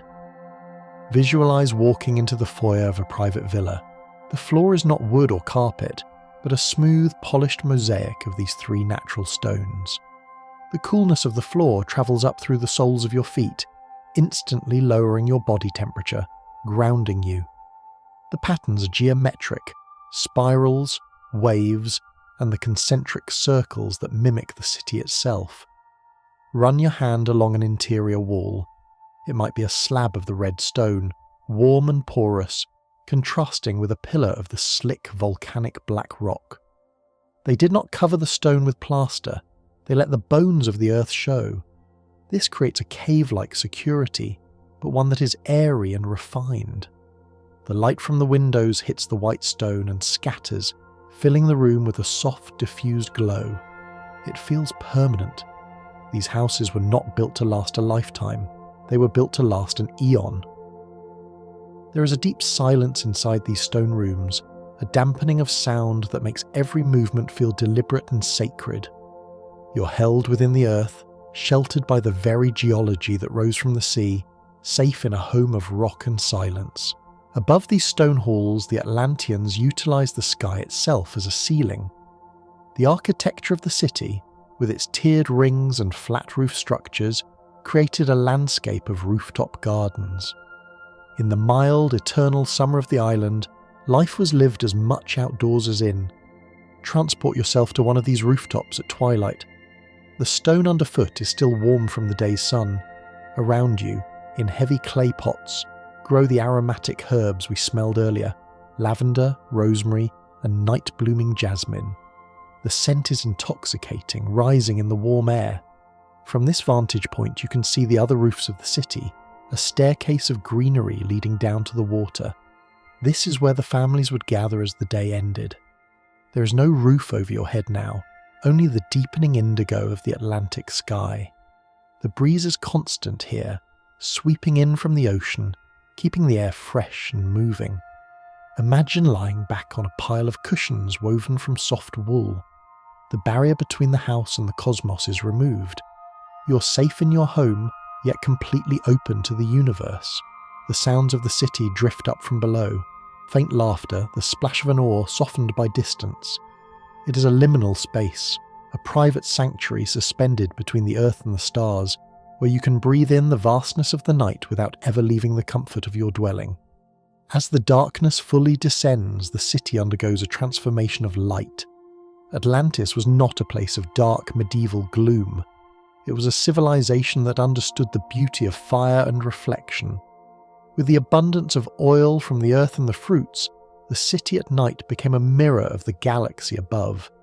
Visualize the lighting of the lamps. Thousands of small terracotta oil lamps are lit across the rings, but the true magic lies in the water. Remember the rings of water that separate the land. As the lights flicker on, the dark surface of the canals catches the reflections. The city is doubled. Stand on a bridge and look down. The water is a deep glassy black, and in it thousands of golden stars are dancing. The orichalcum on the temple walls, which we know glowed like fire, now acts as a massive ember in the centre of the city, casting a ruddy ambient light that reaches the clouds. The tin-coated walls shimmer with a pale lunar glow. The brass walls burn with a low orange warmth. It is a visual symphony of metallics and fire. The effect is not blinding, but hypnotic. It is a soft, shifting light that makes the solid stone seem to float. The city looks like a constellation that has fallen into the sea. Watching the play of light on the water is a form of meditation. The ripples distort the reflections, pulling the golden lights into long, wavering ribbons that lull the eyes into a heavy trance-like sleep. In this soft light, we notice the fabrics that drape the bodies of the citizens. A civilization so in tune with the earth and the animals would naturally produce textiles of supreme comfort. The sheep that grazed on the mountain slopes provided wool of exceptional softness, but it was the colour that defined the Atlantean aesthetic. The ocean provided the famous murex sea snail, the source of the royal purple and deep indigo dyes that were prized in the ancient world. In Atlantis, these colours were not just for kings, they were the colours of the populace. Visualise the robes of the people around you. They are not drab or grey, they are the colours of the sea itself. Deep violets, rich blues, seafoam greens, and the dark red-purple of the sunset. Imagine the sensation of wearing one of these robes. The wool is spun so fine it feels like silk against your skin, breathable and light. It falls in heavy, graceful folds. The fabric has been washed in the fresh waters of the aqueducts and dried in the aromatic breezes of the meadows, so it carries the scent of fresh air and herbs. Wrapping yourself in this cloth feels like wrapping yourself in the environment itself. It is a tactile connection to the island. The wool from the hills, the dye from the sea, the scent from the wind. It creates a feeling of being swaddled, protected, and dignified, moving through the world in a garment that is as soft as a cloud and as colourful as the deep ocean. From the clothing of the earth, our eyes are drawn upward to the clothing of the heavens. The Atlanteans were, by necessity and passion, master astronomers. Living on an island in the middle of a vast ocean, with a horizon that stretched unbroken in every direction, they had a perfect, unobstructed view of the cosmos. Travel to the observatory of the city, a high platform on the outer ring, away from the glow of the orichalcum. The silence here is absolute. The Atlantic sky is a dome of crushed velvet, pierced by more stars than you have ever seen. Because this was thousands of years ago, the positions of the stars are slightly different. The pole star has shifted, the constellations are tilted. You're looking at a prehistoric sky. The Atlanteans didn't just watch the stars, they navigated by them. They felt a kinship with the celestial bodies. Visualize an astronomer tracing the path of Venus across the water. The reflection of the planet creates a silver path on the ocean, leading straight to the island. They understood the great cycles of time, the precession of the equinoxes, the breathing of the universe. Standing there, looking up, you feel the rotation of the earth. You feel the smallness of the island in the vastness of space, but it is not a lonely feeling. It is a feeling of belonging. You're riding on a spaceship of earth and stone, sailing through the sea of stars, guided by the ancient wisdom that reads the night sky like a map home. Beneath this starry sky, the sounds of the city soften into a nocturnal melody. Music in Atlantis was not a performance, but a part of the atmosphere, as pervasive as the mist. The primary instrument was the lyre, but constructed with the unique materials of the island: shells of the great tortoises, wood from the fragrant cypress, and strings of gut. Listen to the imaginary sound of an Atlantean lyre. It is different from modern instruments. The tuning is based on the sacred geometry of the rings, pure intervals, mathematical and resonant. The sound is plucked, liquid, and sustaining. It mimics the sound of water droplets falling into a pool. Pluck, shimmer, silence. This music would drift from the open rooftops and the public gardens. It was never loud. It was designed to harmonize with the sound of the ocean and the wind. It wove through the streets like a ribbon of sound. Imagine drifting to sleep in one of the stone houses, listening to a distant melody floating on the breeze. It doesn't demand your attention. It simply colours the silence.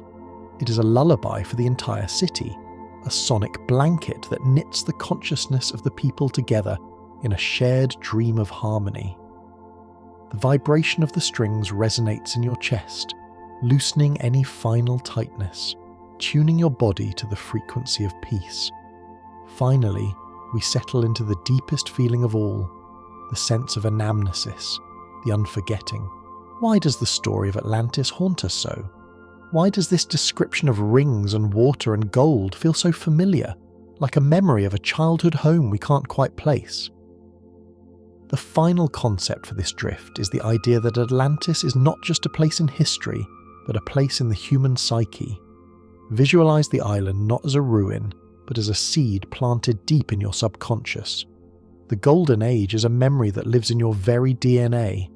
When you hear of the safety of the rings, the abundance of the earth, and the wisdom of the kings, you're not learning something new. You're remembering something you have always known. This is the ultimate comfort. You have been here before. You belong here. The city of the Golden Gates is your heritage. It represents the time when humanity was whole, when we lived in balance.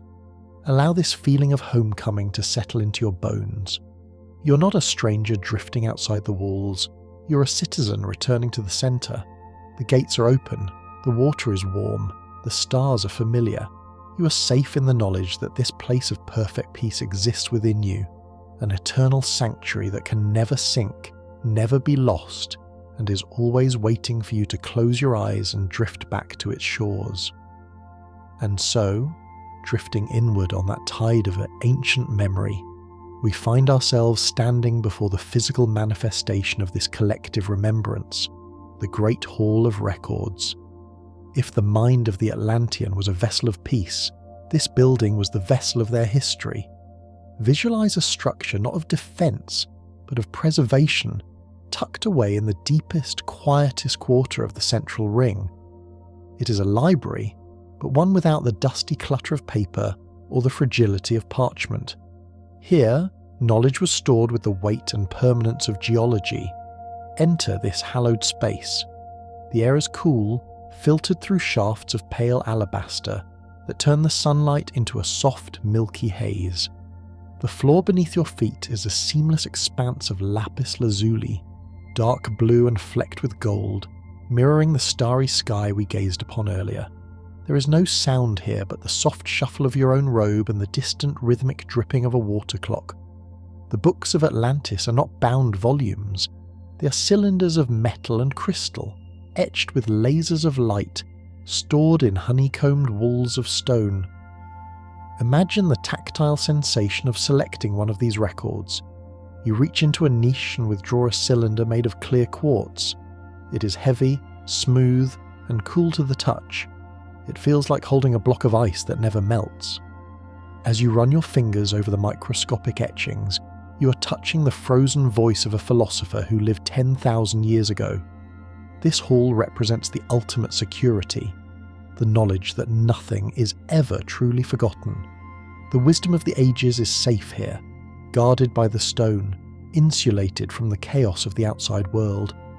It is a sanctuary of silence where the mind can rest, knowing that the answers are already written, stored, and waiting for the moment they are needed. Adjacent to this library of the mind, we discover the sanctuaries for the body, the temples of healing light. The medicine of Atlantis was not a war against disease, but a restoration of harmony. utilizing the pure vibrational power of color and sunlight. Visualize a series of domed chambers, each constructed from a different translucent gemstone: ruby, sapphire, emerald, and amethyst. Walk slowly toward the amethyst dome. The structure glows with a soft violet light as the sun strikes it from above. Inside, the atmosphere is thick with a calming spiritual resonance. In the center of the room lies a simple table of white marble. Imagine lying down on this cool stone. You are bathed entirely in the purple light filtering through the roof.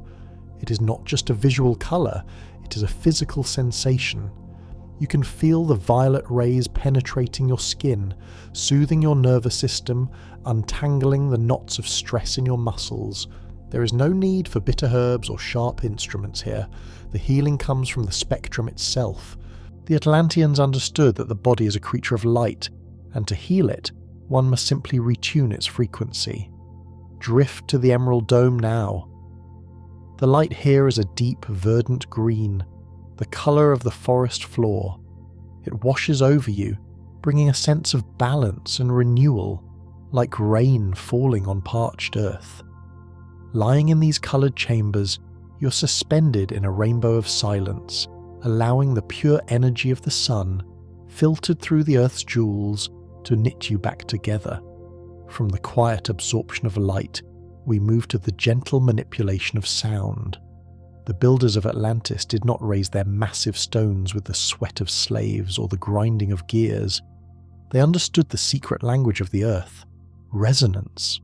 The construction of the city was a musical act. Visualize the quarry where the great blocks of red, white, and black stone were harvested. A group of chanters stands around a massive block of basalt.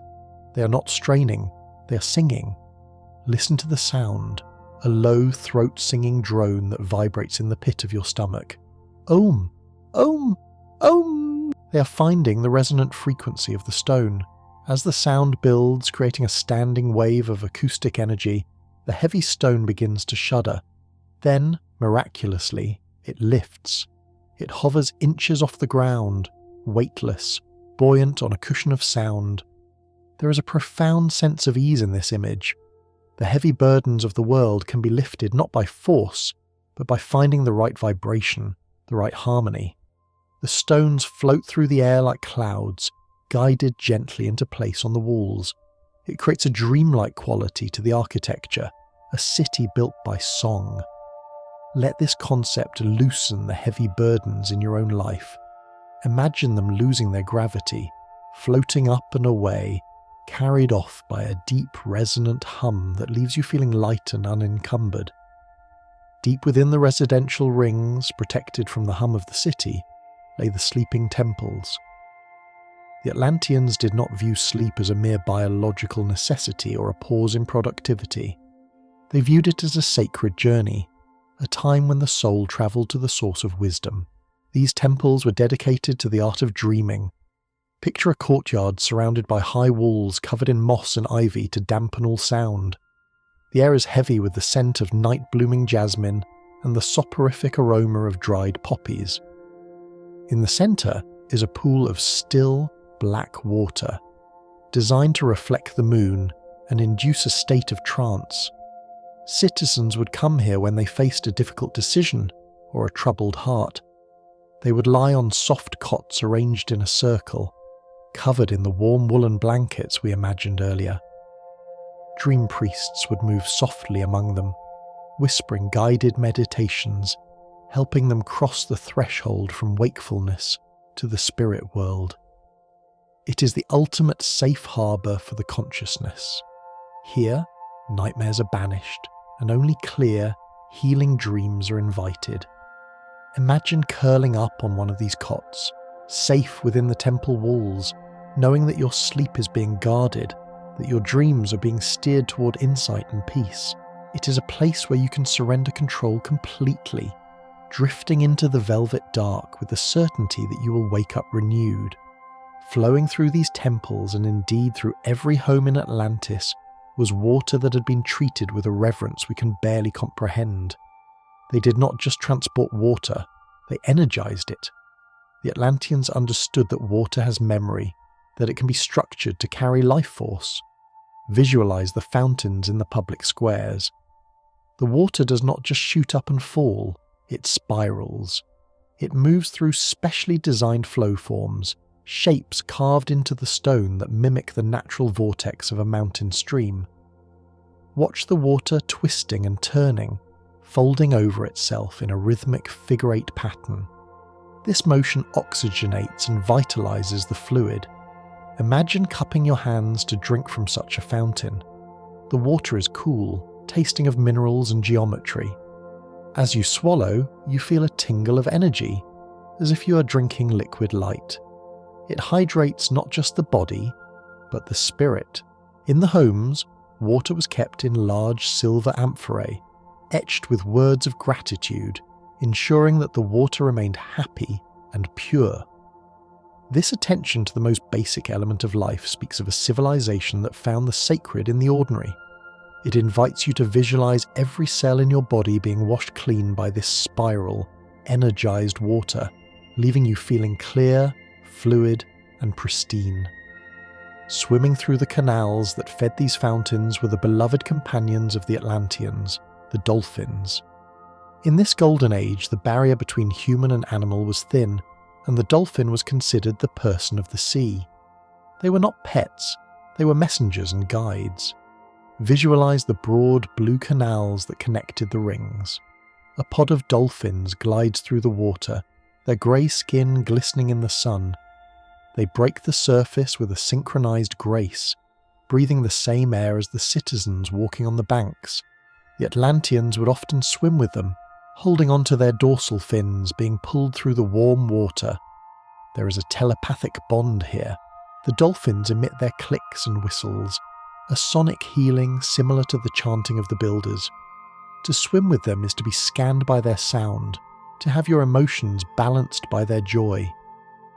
Imagine the sensation of the water rushing past you, the powerful muscle of the dolphin beneath your hand, the feeling of absolute trust. They were the guardians of the waterways, keeping the sharks at bay, ensuring that the ocean remained a playground. It is a relationship of pure play and intellect, a reminder that we're not alone in our consciousness, that the sea is filled with friends waiting to meet us in the waves.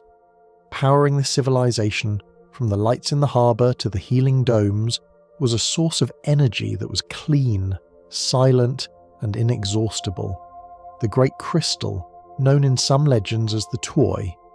Situated in the absolute geometric centre of the island, atop the highest tower of the central palace, this massive crystal acted as a capacitor for cosmic energy.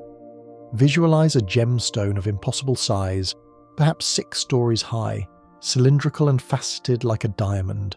It captures the rays of the sun during the day and the starlight at night. It glows with a steady, pulsating rhythm, like a slow heartbeat of light. It does not burn, it radiates. The energy from this crystal was transmitted wirelessly through the ground and the air, tuned to a frequency that powered the lamps and the ships. Stand at the base of the tower and look up. The crystal hums with a sound that is on the edge of hearing, a vibration that feels like vitality itself. It is a warm, benevolent presence. It connects the earth to the sky. It represents a power source that does not destroy the planet to sustain the people. It takes what is freely given, the light, and magnifies it. Basking in the glow of the great crystal, you feel recharged, as if your own internal battery is being topped up by this silent crystalline sun. Looking up past the crystal tower, one might see the most breathtaking achievement of Atlantean transport, the silent airships known in the ancient Vedic texts as Vailiksi. These were not loud, combustion-driven machines, but graceful vessels that defied gravity using the same sonic and magnetic principles that lifted the stones. Visualize a cigar-shaped craft, silver and sleek, hovering silently over the city. It moves like a cloud, drifting on the magnetic currents of the earth. There are no propellers, no exhaust, just a shimmering distortion of the air around it. Imagine being a passenger on one of these ships. You stand on a viewing deck enclosed in glass. As the ship rises, the concentric rings of Atlantis reveal themselves below you like a mandala. You see the red, white, and black stones, the green circles of land, the blue circles of water, all shrinking into a perfect pattern. The sensation is one of pure weightlessness. You are floating. The movement is so smooth you cannot even feel it. The only evidence of motion is the slow passing of the clouds. It offers a perspective of total detachment. From this height, the city looks like a toy, a jewel set in the sea. It is a perspective that shrinks problems and expands the horizon, lifting you physically and mentally above the fray, drifting in the silent slipstream of the sky. When the citizens descended from the sky and sought to ground themselves, they retreated to the gardens of memory. These were not agricultural fields, but elaborate labyrinths designed for walking meditation. Unlike a maze, which is designed to confuse, a labyrinth has a single path that leads unerringly to the centre. Visualize a vast circle of turf where the path is marked by low hedges of rosemary and lavender. The grass is soft and springy under bare feet. The act of walking the labyrinth was a daily ritual for many. You enter the path. It winds back and forth, turning you sometimes toward the centre, sometimes away from it, but always moving forward. It is a metaphor for the journey of life. There are no decisions to make, no wrong turns. You simply trust the path. As you walk, the repetitive motion quiets the mind. The scent of the crushed herbs rises with every step. The centre of the labyrinth offers a single stone bench under a weeping willow tree, a place of rest. Imagine walking this spiral path in the twilight. The rhythm of your steps matches the rhythm of your breath. Step, breathe, step, breathe. It is a practice of unwinding. With every turn of the path, you're shedding a layer of the day, moving closer and closer to your own centre until you reach the middle and sit in the stillness, perfectly aligned with the geometry of the garden. Finally, we cast our minds forward to the legacy of this place, the bridge that connects the dream of Atlantis to the history we know. The Atlanteans were aware of the cycles of time. They knew that their golden age could not last forever. And so, they began the great migration of wisdom. They did not hoard their secrets. They planted them. Visualize a fleet of ships leaving the harbour, not for trade, but for preservation. They are heading east toward the fertile delta of the Nile. They carry with them the scrolls from the Hall of Records, the plans for the pyramids, the secrets of the stars. This is the seed of Egypt. Think of the comfort in this continuity. Atlantis did not simply vanish. It transformed. It went to sleep in the sands of the desert. The Sphinx, that great lion with the human head, is said to be the guardian of this legacy, watching over the Hall of Records buried deep beneath its paws. This connection means that the wisdom is still with us, hidden in plain sight. The calmness of the Sphinx is the calmness of Atlantis. It is a stone anchor holding the memory safe until we are ready to remember it again. As you visualize the ships landing on the banks of the Nile, unloading their precious cargo of knowledge, you feel a sense of relief. The story does not end. The thread is not broken. It stretches from the middle of the Atlantic across the sands of time, reaching out to touch you right now, assuring you that the Golden Age is not a myth, but a memory waiting to be awakened. From that sandy bank of the Nile where the seeds of wisdom were planted, our mind's eye is drawn to the specific, tangible artifacts that carried this knowledge across the ocean of time. Foremost among them were the legendary emerald tablets. Do not visualize these as brittle stone or crumbling clay. The substance of these tablets was born of Atlantean alchemy, a material created through the transmutation of elements, harder than steel, yet translucent and vibrant. Imagine holding one of these tablets in your hands. It is not heavy, but it possesses a density that feels grounding. The colour is not a flat green, but a deep, living viridian, like looking into the heart of a thick jungle or the deepest part of a lagoon. It glows with a faint internal phosphorescence. Run your fingers over the surface. It is smoother than glass, frictionless, imperishable. The characters engraved upon it are not merely written, they are tuned. The legend says that to read them was to hear them. As your eyes scan the ancient glyphs, a resonance creates a vibration in your mind, a direct transmission of thought. It is a form of learning that bypasses the struggle of intellect and flows directly into the soul. The tablet feels warm, responding to your biofield. It is a comforting thought that the ultimate truth of the universe was written down on a material that cannot be destroyed by fire, water, or time, a permanent green promise that wisdom is durable, waiting patiently for us to be ready to hold it again. This direct transmission of knowledge on the tablets reflects the way the Atlanteans spoke to one another. Before the confusion of tongues, there was a universal language, a mode of speech that was closer to music than to the disjointed words we use today. In the quiet streets of the city, conversation was a harmonious activity, not a battle of wits. Visualize a language where every sound corresponds perfectly to the essence of the thing it describes. When an Atlantean said the word for water, the sound itself carried the liquid properties of flow and coolness. To speak was to create a vibrational reality. There was no room for deception in this language, for a lie would sound discordant, like a sour note in a perfect chord. Imagine the relief of living in a world without misunderstanding. You do not need to struggle to explain your feelings. The sounds you make carry the precise emotional weight of your heart. Communication becomes a form of empathy. When you listen to someone speak, you feel their words resonating in your own chest. It is a soft, melodic way of being, where silence is not awkward but full of meaning, and speech is a gentle ripple in the air, connecting mind to mind with the ease of water flowing into water. To sustain this high level of vibration and clarity, the diet of the priestly class and the leaders included a substance that has passed into myth as manna, or in the alchemical texts, the white gold. This was not metal as we know it, but gold in a high-spin monatomic state, transformed into a fine white powder. Picture a small alabaster bowl resting on a table of dark wood. Inside is a small mound of this snow-white powder. It looks like frost, delicate and shimmering. The Atlanteans would dissolve a small amount in water or place it beneath the tongue. Visualize the taste, faintly sweet, metallic, and electric, like the taste of the air after a lightning storm. As it dissolves, it does not just feed the body, it lightens it. The legends speak of this substance inducing a state of superconductivity within the nervous system. Imagine the sensation of gravity losing its hold on you slightly. Your thoughts become faster, clearer, like light moving through a fiber optic cable.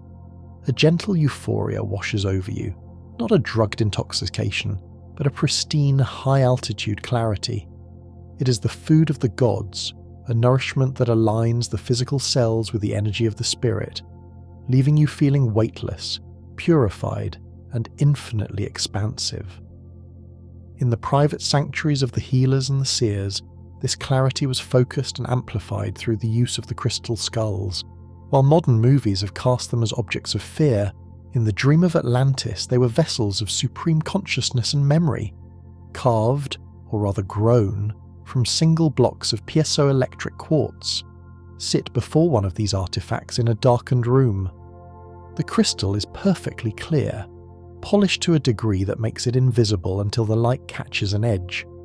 It is the shape of a human cranium, representing the seat of the mind, but it is not macabre.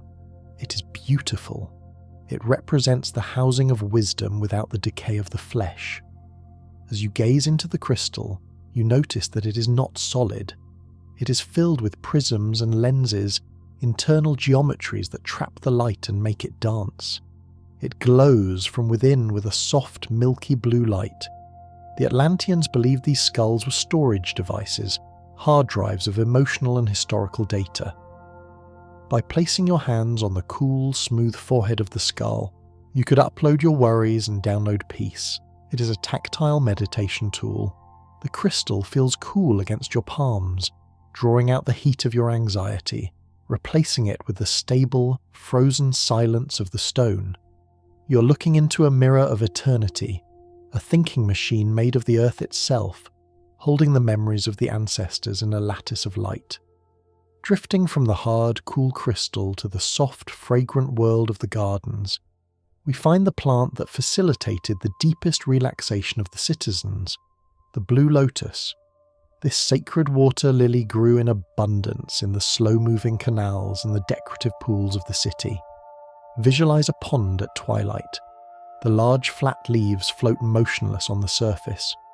Rising from the dark water are the flowers, their petals of vibrant celestial blue with a centre of bright gold. As the sun sets, the flowers do not close immediately. They offer their scent to the evening air. It is a perfume of heavy sweetness, floral and spicy, a scent that acts as a natural sedative. The Atlanteans would harvest these flowers to create teas and elixirs. Imagine holding a warm ceramic cup filled with the pale gold infusion of the blue lotus. The steam rises, carrying the relaxing aroma into your face. You take a sip. It tastes of honey and earth. Almost immediately, a wave of softness moves through your limbs. The eyelids grow heavy, not with exhaustion, but with a delicious surrender. The blue lotus was the plant of the dream state, blurring the line between the waking world and the world of sleep. It invites you to float, just like the lily pads, suspended on the surface of the deep, rooted in the mud but blooming into the sky. Moving through these gardens, you might encounter figures that look like men and animals, yet stand with a stillness that is uncanny. These are the automata, the living statues of Atlantis. The god Hephaestus was said to have crafted such wonders, and the Atlanteans inherited this art. These were not clunky robots of iron and steam, but elegant creations of gold, silver, and electrum, animated by the same crystal energy that powered the city. Visualize a statue of a greyhound made of silver standing by a doorway. It looks like a masterpiece of sculpture, motionless. But as you approach, it turns its head smoothly to acknowledge you. There is no sound of gears, no whirring of motors. The movement is fluid, silent, and magical.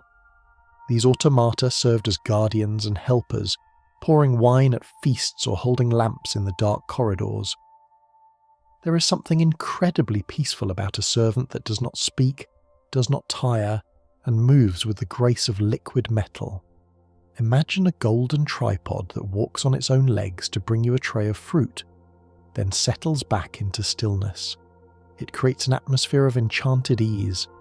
The technology is so advanced it has disappeared into art. You're surrounded by a world where matter itself seems to be alive, helpful, and benevolent, waiting silently to attend to your every need. As the sun fully sets and the living statues take their places, the plant life of the island begins its own light show. We spoke of the lamps, but the Atlanteans also cultivated bioluminescent gardens. Through their mastery of botany, they encouraged the natural glow found in deep-sea creatures to manifest in the flowers and mosses of the land. Wander into one of these night gardens. The path beneath your feet is lined with moss that glows with a soft neon blue luminescence. It is like walking on a reflection of the Milky Way. To your left, large ferns emit a faint pulsing green light. Overhead, vines draped across the trellises shimmer with a pale violet. There is no need for harsh artificial lights here. The garden lights itself. The colours are cool and soothing to the eyes, blues, greens and indigos. The shadows are soft and mysterious. It feels like you are walking through an underwater coral reef, but you are breathing the sweet night air. The glow is organic. It fades and brightens with the rhythm of the plant's respiration. To sit in such a garden is to be bathed in living light. It is a reminder that even in the deepest darkness, life finds a way to shine. The visual beauty is hypnotic, pulling your attention away from the racing thoughts of the day and fixing it on the slow, pulsing miracle of a glowing leaf. For those seeking a deeper physical cleansing, the volcanic nature of the island provided a resource of immense value, the healing salts. Deep beneath the island, in the caverns where the seawater met the volcanic vents, massive crystal grottos formed, encrusted with salts of pink, blue, and grey. Visualize a bathhouse dedicated to these salts. The room is carved from rock, and the tubs are filled with water so saturated with salt that it is impossible to sink. This is a flotation therapy on a massive scale. You step into the warm, dense water. Immediately your feet lift off the bottom. You lay back, and the water holds you completely. You're weightless, suspended in a zero-gravity embrace. The salt is not just for buoyancy. It is rich in magnesium and minerals that soak into the skin, drawing out toxins and relaxing the muscles. Imagine the feeling of the salt crystals scrubbing your skin as you enter, then dissolving into a silky oiliness that coats you. The silence in the cave is absolute. You are floating in the womb of the earth. There is no pressure on your joints, no weight on your spine. You're simply existing, held up by the dense healing water, drifting in the dark, warm silence of the salt grotto. To gaze at the stars without craning their necks, the astronomers of Atlantis utilized a method of observation that favored reflection over direct sight: the mirror pools. On the high observatories, they did not always look up. Often, they looked down. Visualize a large circular basin carved from black obsidian, filled to the brim with perfectly still water. The location is chosen so that it is sheltered from the wind. The surface of the water is a flawless black mirror. The astronomer sits comfortably on the edge of the pool, looking into the dark water. The entire dome of the night sky is captured in the basin. The stars appear sharper, their light condensed by the dark reflection. By watching the reflection, one can track the movement of the constellations without moving. It is a posture of rest. To look down into the earth to see the heavens creates a feeling of vertigo that is strangely relaxing, a sense that the sky is not just above, but below and around. You're floating in the center of the sphere of stars. The obsidian absorbs any stray light, making the image crisp and high contrast. It is a practice of scrying, of finding the truth in the reflection, sitting in stillness and watching the universe drift across the surface of a dark, quiet pool. Finally, we sink past the reflection, past the salt caves, into the deepest waters surrounding the island to meet the true elders of the planet, the whales. While the dolphins were the playful companions of the canals, the great whales of the deep Atlantic were considered the record keepers. The Atlanteans shared a profound telepathic bond with these leviathans. Visualize a small boat drifting miles off the coast of the city in the deep indigo water. The engine, if there was one, is cut. Silence. Then, you hear it. Not with your ears, but with your whole body. A low, resonant hum. Oom. It vibrates the hull of the boat and resonates in your chest cavity.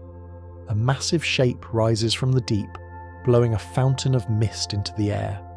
The whale floats alongside the boat, its giant eye looking at you with an ancient, calm intelligence. The Atlanteans believed that the whales held the vibratory history of the earth in their songs.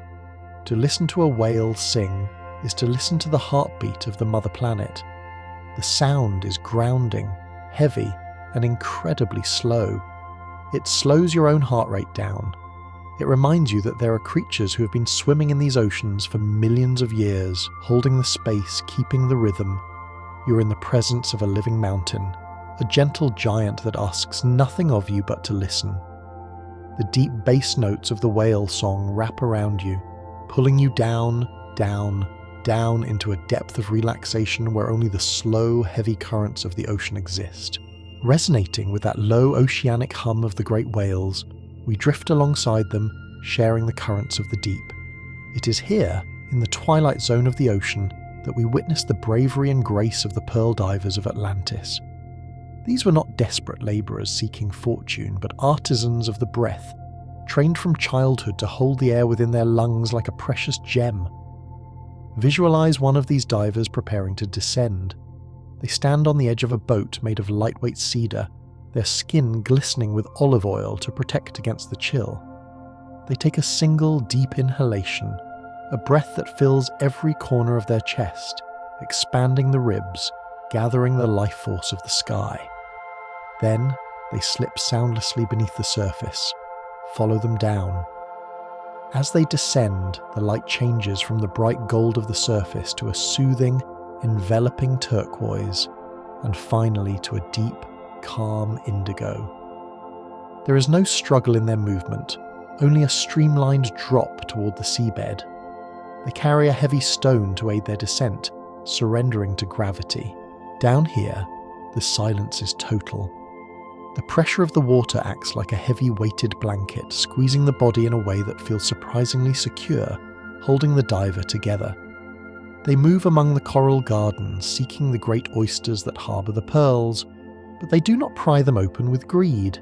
They harvest with respect, often taking only the oldest shells that are ready to yield their treasure. Imagine the moment the diver finds a pearl. In the dim light of the deep, it glows like a small moon.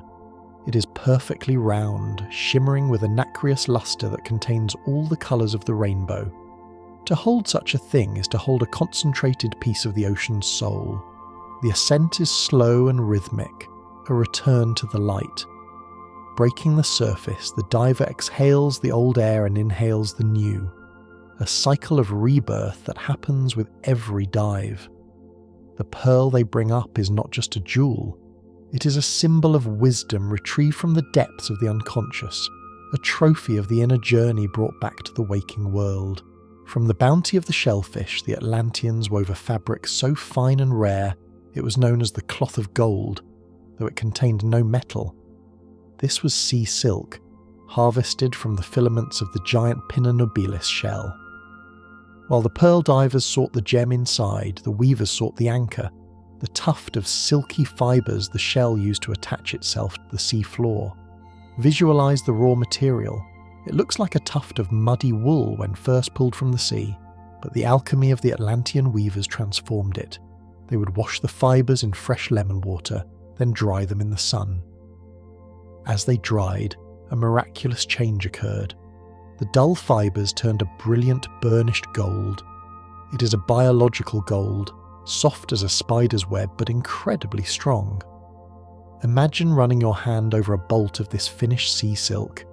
It is lighter than cotton, warmer than wool, and smoother than heavy silk. It feels almost like nothing at all, a phantom fabric that floats against the skin. When the sun hits it, it doesn't just reflect, it glows with a deep amber fire. The garment made from this material was lighter than air. One could pass a whole shawl through a finger ring.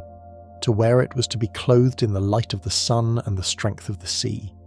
It represents the perfect marriage of the elements, earth, water, and sun, spun into a thread that wraps the body in a warm, golden aura of protection. The rustle of the fabric is quieter than a whisper, a soft shh against the skin that reminds you of the gentle lapping of waves against the shore. Beneath the surface where the divers swam and the shells grew, lay the agricultural gardens of the deep. The Atlanteans did not limit their farming to the land. They were the first permaculturists of the continental shelf. They cultivated vast forests of kelp and sea vegetables, creating underwater parks that were both food sources and sanctuaries. Visualize looking down from a glass-bottom boat into one of these gardens. The water is crystal clear, allowing the sunlight to penetrate deep down. You see tall stalks of amber-coloured kelp swaying in the current. The motion is hypnotic, back and forth, mirroring the breath of the tides. These are not tangled weeds, but organised groves, planted in rows that follow the ley lines of the ocean floor. The light filtering down creates shifting patterns on the sand, god rays that illuminate the silent farmers tending to their crops. These divers move through the water like fish, pruning the leaves, ensuring that the ecosystem remains balanced. The vegetables harvested here were rich in minerals, tasting of salt and sunlight. Imagine the colour green, not the bright green of a meadow, but the deep, translucent emerald of the underwater world. Watching the slow dance of the seaweed is one of the most relaxing sights in the universe. It is a surrender to the flow, a plant kingdom that does not resist the water but moves with it, teaching us the ultimate lesson of flexibility and grace. Rising from the silent depths to the healing centres of the city, we encounter a technology based entirely on the resonance we felt from the whales, the sonic therapy chambers. The Atlanteans understood that the human body is an orchestra of frequencies, and sometimes an instrument goes out of tune. To correct this, they did not use surgery. They used song and stone. Visualize a chamber carved from a single piece of resonant granite. The room is circular to focus the sound. In the centre lies a table, also of stone, but hollowed out and filled with water. You lie down on this table. The stone is warm, heated from within. Beneath the table, a series of crystal bowls are struck or sung by a healer. The sound travels through the stone, through the water, and into your body. You do not just hear the note, you feel it. It vibrates in your bones, in your teeth, in the marrow. It is a physical massage of sound. Low frequencies ground you, making you feel heavy and safe, like a stone sinking into the earth. High frequencies open the mind, feeling like a light breeze on the forehead. The harmonic resonance aligns the water molecules in your body, smoothing out the chaotic vibrations of stress. It is a feeling of total immersion in sound. The hum is constant, a drone that blots out all other thoughts. It vibrates the chest cavity, loosening tightness, vibrating the tension right out of the muscles. You're being retuned, brought back into harmony with the fundamental chord of the planet. When the sound stops, the silence that follows is profound, a thick velvet silence in which you feel completely new, vibrant, and still. To mark the passage of time in this world of harmony, the Atlanteans rejected the jagged ticking of mechanical gears. Instead, they built the Towers of Light. These were great obelisks constructed of a prism-like glass, positioned perfectly to intercept the sun as it travelled across the sky. Visualize the interior of a public square. In the centre stands this crystal needle tapering to a sharp point. As the sun rises, the light hits the eastern face of the prism, but it does not cast a shadow. It casts a rainbow. A beam of pure, refracted colour sweeps across the white stone pavement of the plaza. The hours were not numbers, but colours. The morning might be the hour of blue, shifting into the green of mid-morning, the yellow of high noon, and the orange of the late afternoon. Imagine organising your day not by the anxiety of a clock face, but by the beauty of light. Meet me when the light turns violet. It creates a softer relationship with time. The movement of the rainbow beam is imperceptibly slow. You cannot see it move, but you know it is changing. It reminds the citizens that time is fluid, a spectrum of experience rather than a series of chopped-up segments. Watching the colour drift across the floor is a meditation on the rotation of the earth, a gentle, silent reminder that the universe is turning exactly as it should. Just as they catalogued time with light, the Atlanteans catalogued history with smell. We enter now the great library of scents. The ancients understood that the olfactory sense is the most direct link to memory and emotion. In this building there were no books but thousands of sealed clay vessels stoppered with wax. Walk through the cool, dim aisles of this library. The air is neutral, cleansed by running water. You approach a shelf labelled "The Forest Before the Rain." You unstopper the jar and take a gentle inhalation. Immediately you are transported. You smell the ozone, the damp earth, the pine needles, the anticipation of the storm. It is a holographic experience for the nose. There are jars containing the scent of the ocean spray from a specific glorious summer, the smell of a feast held by a beloved king, the scent of the first flowers of spring. This library was used for education and for therapy. If a person was grieving, they might be prescribed the scent of comfort, a blend of warm vanilla, cedar, and old parchment. If they were weary, they might breathe vitality, a mixture of citrus and sea salt. It is a profound way to engage with the past. To breathe in these scents is to bypass the critical mind and go straight to the heart of the experience. It invites you to take a deep breath right now, imagining your favourite smell filling your lungs, anchoring you in a moment of perfect happiness. Stepping out of the library, your bare feet make contact with the artistry of the streets, the mosaic pavements. The entire city of Atlantis was a canvas. The streets were not paved with grey asphalt, but with smooth, river-polished stones set in elaborate patterns. Visualize looking down at your feet. The stones are cool and rounded. They're arranged in spirals, waves, and depictions of marine life. A dolphin here, a starfish there, a swirling galaxy of shells. Walking on this surface is a reflexology massage. The varying textures of the stones stimulate the soles of the feet, waking up the body's energy lines. The colours are the natural earth tones we've seen before, the red, white and black, interspersed with the blue of lapis and the green of malachite. It makes the act of walking a journey through art. You're physically touching the craftsmanship of the city with every step. There is a grounding effect to this.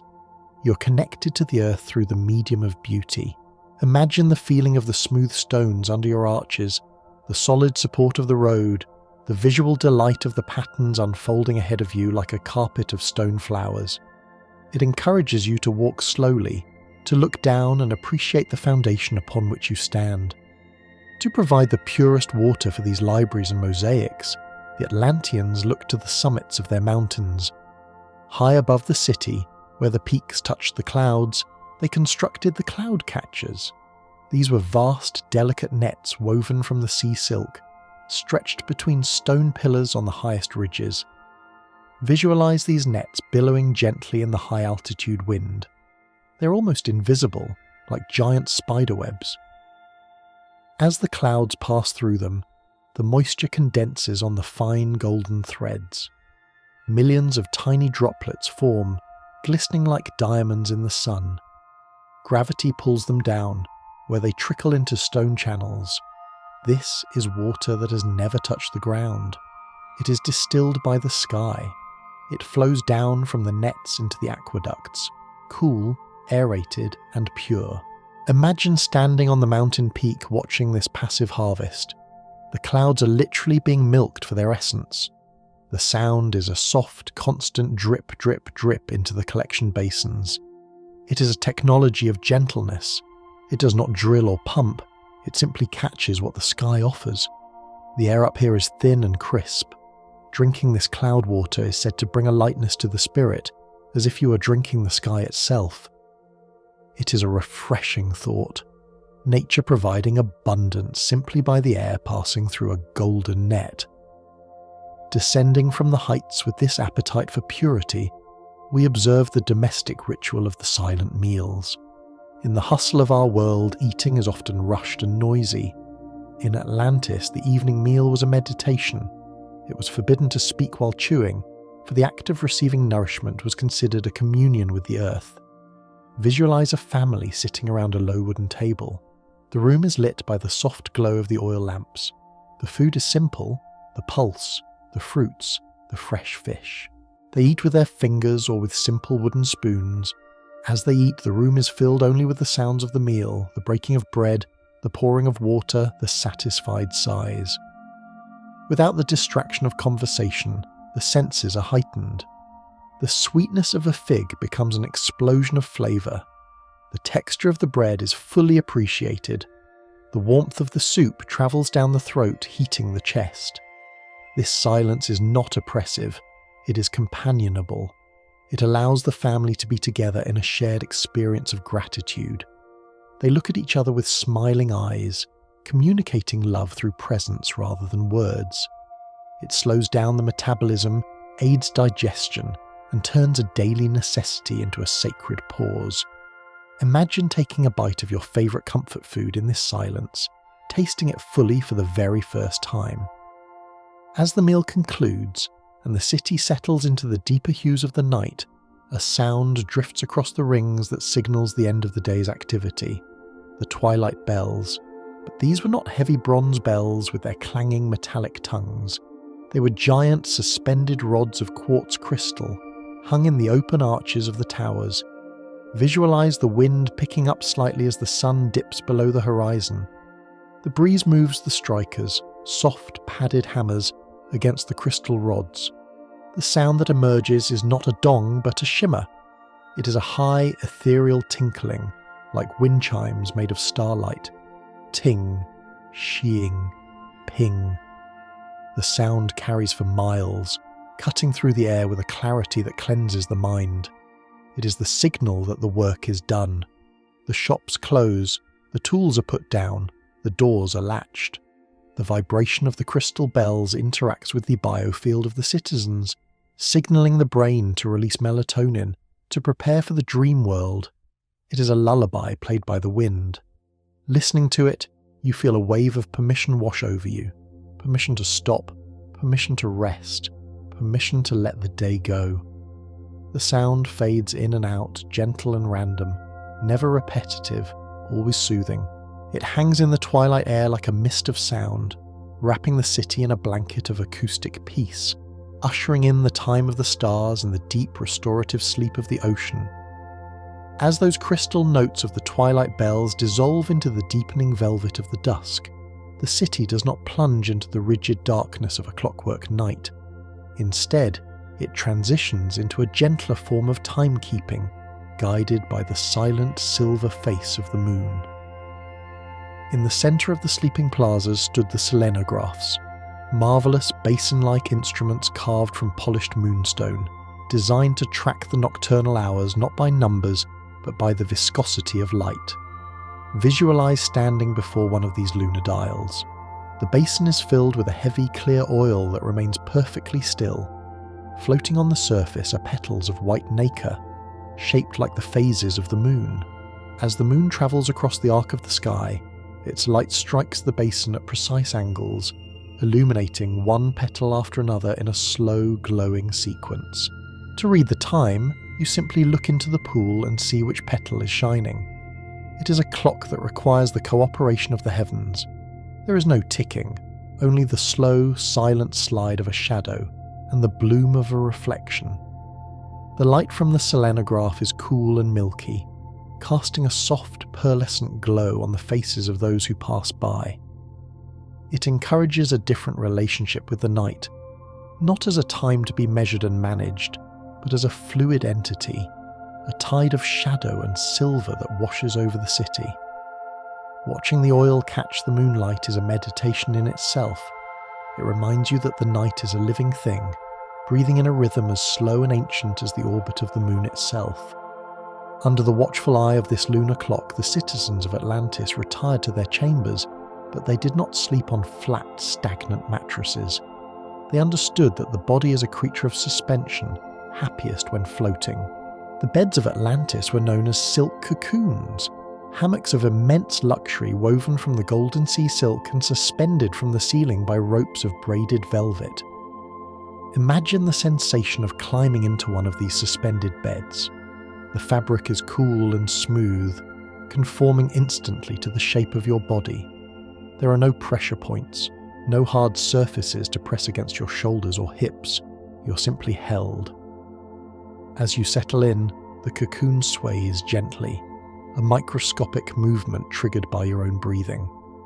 This rocking motion mimics the sensation of being in the womb, or floating on the calm swell of the ocean. The ropes are attached to the ceiling with swivels of oiled bronze, ensuring silence. You're hovering 3 feet above the floor, disconnected from the heaviness of the earth. The air circulates freely around you. To sleep here is to surrender to gravity in a new way, to be cradled by the strength of the silk. It evokes a feeling of absolute safety, a return to a primal state of weightlessness. The slight rhythmic swaying lulls the inner ear, syncing your heartbeat with the pendulum swing of the bed, drifting you deeper and deeper into a state of floating, dreamless peace. Sharing the night air with these sleeping forms were the silent guardians of the dark, creatures bred for their beauty and their gentle luminescence, the moon moths. In our world, insects can be frantic, but in the harmonious biology of Atlantis, these giant moths were slow, furry and majestic, with wingspans as wide as a dinner plate. Visualize the air in the bedroom being stirred by the slow, rhythmic beat of these wings. They did not flap, they undulated. The wings were covered in a dust that absorbed the moonlight and re-emitted it as a soft, pulsing phosphorescence. Pale greens and soft lavenders. They were attracted to the peaceful energy of the sleepers. Imagine lying in your silk cocoon, watching a moon moth glide silently overhead. It moves like a piece of living lace. The light from its wings casts moving shadows on the stone walls, hypnotic patterns that shift and change. There is no sound, just the visual rhythm of the glow. These creatures were considered the weavers of dreams, their presence a blessing. To watch them is to be mesmerized by the slow, deliberate grace of nature. They are the night lights of the ancient world, living lanterns that drift through the open windows, circling the room in a lazy protective orbit, ensuring that the atmosphere remains heavy with the magic of the night. And what happened within the minds of the sleepers as the moths danced above? The Atlanteans practiced a form of consciousness that turned sleep into a communal activity, the dream sangha. They believed that the wall between minds became permeable at night, and that with training one could meet friends and loved ones in the astral plazas of the dream world. Visualize this not as a chaotic hallucination, but as a structured, lucid experience. Before drifting off, a family would agree on a meeting place, perhaps the grove of giant trees or the steps of the Golden Temple. As the body falls asleep in the silk cocoon, the consciousness remains awake, stepping out into a shared mental landscape. Imagine the feeling of lucid dreaming, the vividness of the colours, the ability to fly, the total lack of fear. You walk through a dream version of the city, which is even more beautiful than the waking one, glowing with an inner light. You see your friend waiting for you by the fountain. You greet them, not with words, but with a direct transfer of emotion. It is a place of perfect connection, unhindered by the limitations of the physical body. This belief eliminates the loneliness of the night. You are never truly alone in the dark.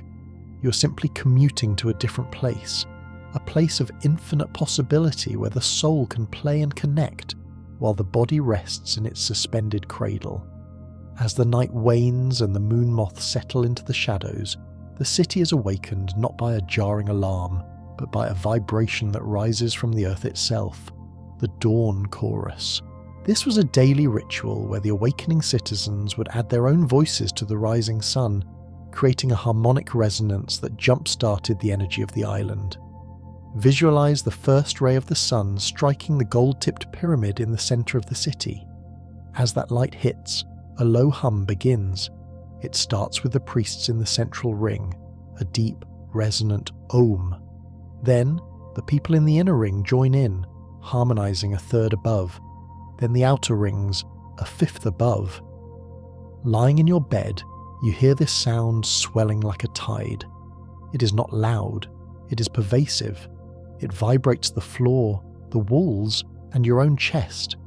It is a major chord of immense proportions, a sonic sunrise. The vibration gently shakes the sleep from your cells. It is a physical wake-up call that feels like a warm massage. You add your own voice to the hum, tuning yourself to the city. It creates an incredible sense of belonging. To wake up every morning in perfect harmony with millions of others, starting the day as a single united voice. The sound builds to a crescendo as the sun fully clears the horizon, then fades into a profound, energized silence, leaving you vibrating with life and readiness. Rising from the cocoon and stepping onto the cool stone floor, the Atlantean prepares for the day by adorning themselves with functional beauty. We speak now of the magnetic anklets, heavy bands of copper and orichalcum worn around the ankles. These were not merely decorative, they were grounding devices designed to connect the wearer to the electromagnetic field of the earth. Visualize the sensation of fastening one of these bands. It has a satisfying weight to it. The metal is warm, conducting your body heat. As it snaps shut, you feel a subtle shift in your equilibrium. It acts like an anchor, but in a positive way. It pulls your energy down from your head and roots it into your feet. Walking with these anklets changes your gait.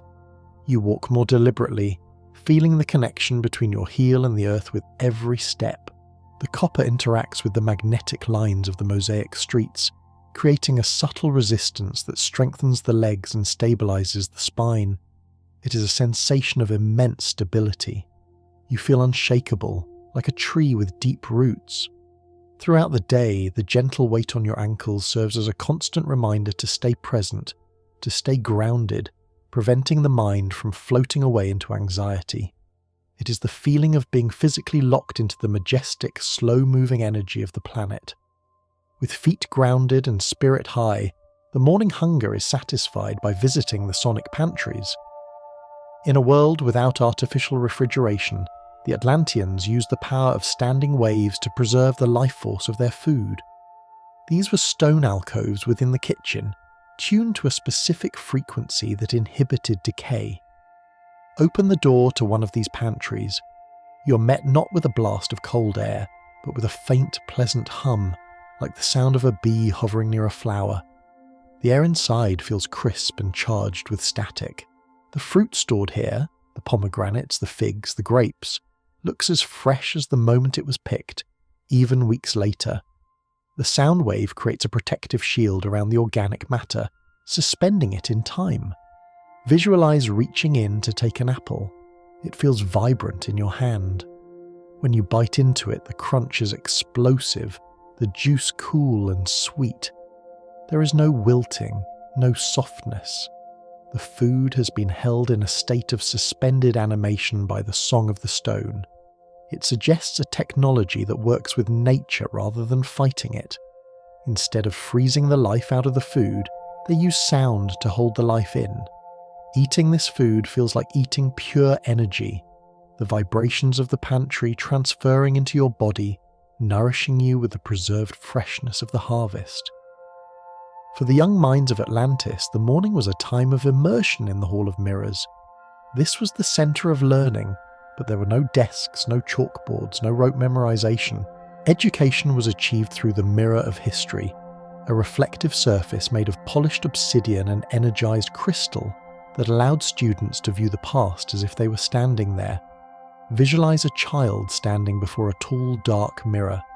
A guide touches the frame, and the surface ripples like water.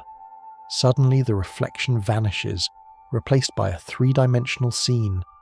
The child is looking into the rainforests of the ancient world, or the building of the pyramids, or the depths of the ocean. They do not just see it, they step into it. It is a holographic projection that surrounds them. They can walk through the historical event, observing the details, hearing the sounds. Learning becomes an experience of empathy and witness. There is no boredom here, only the wonder of time travel.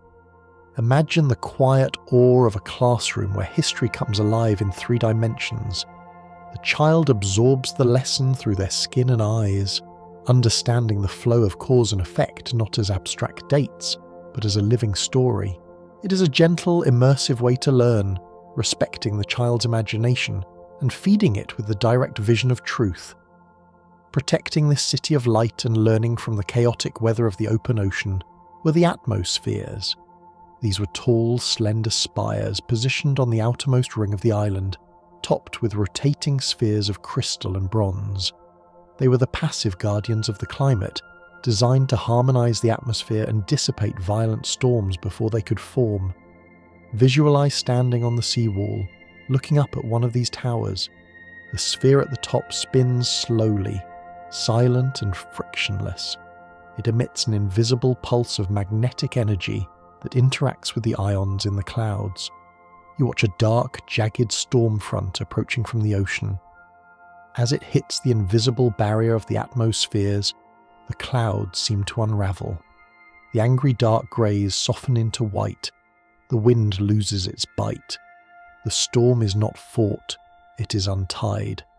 The chaotic energy is smoothed out into a gentle rain. This creates a zone of eternal calm around the island. Inside the ring of towers, the air is always stable, the breeze always gentle.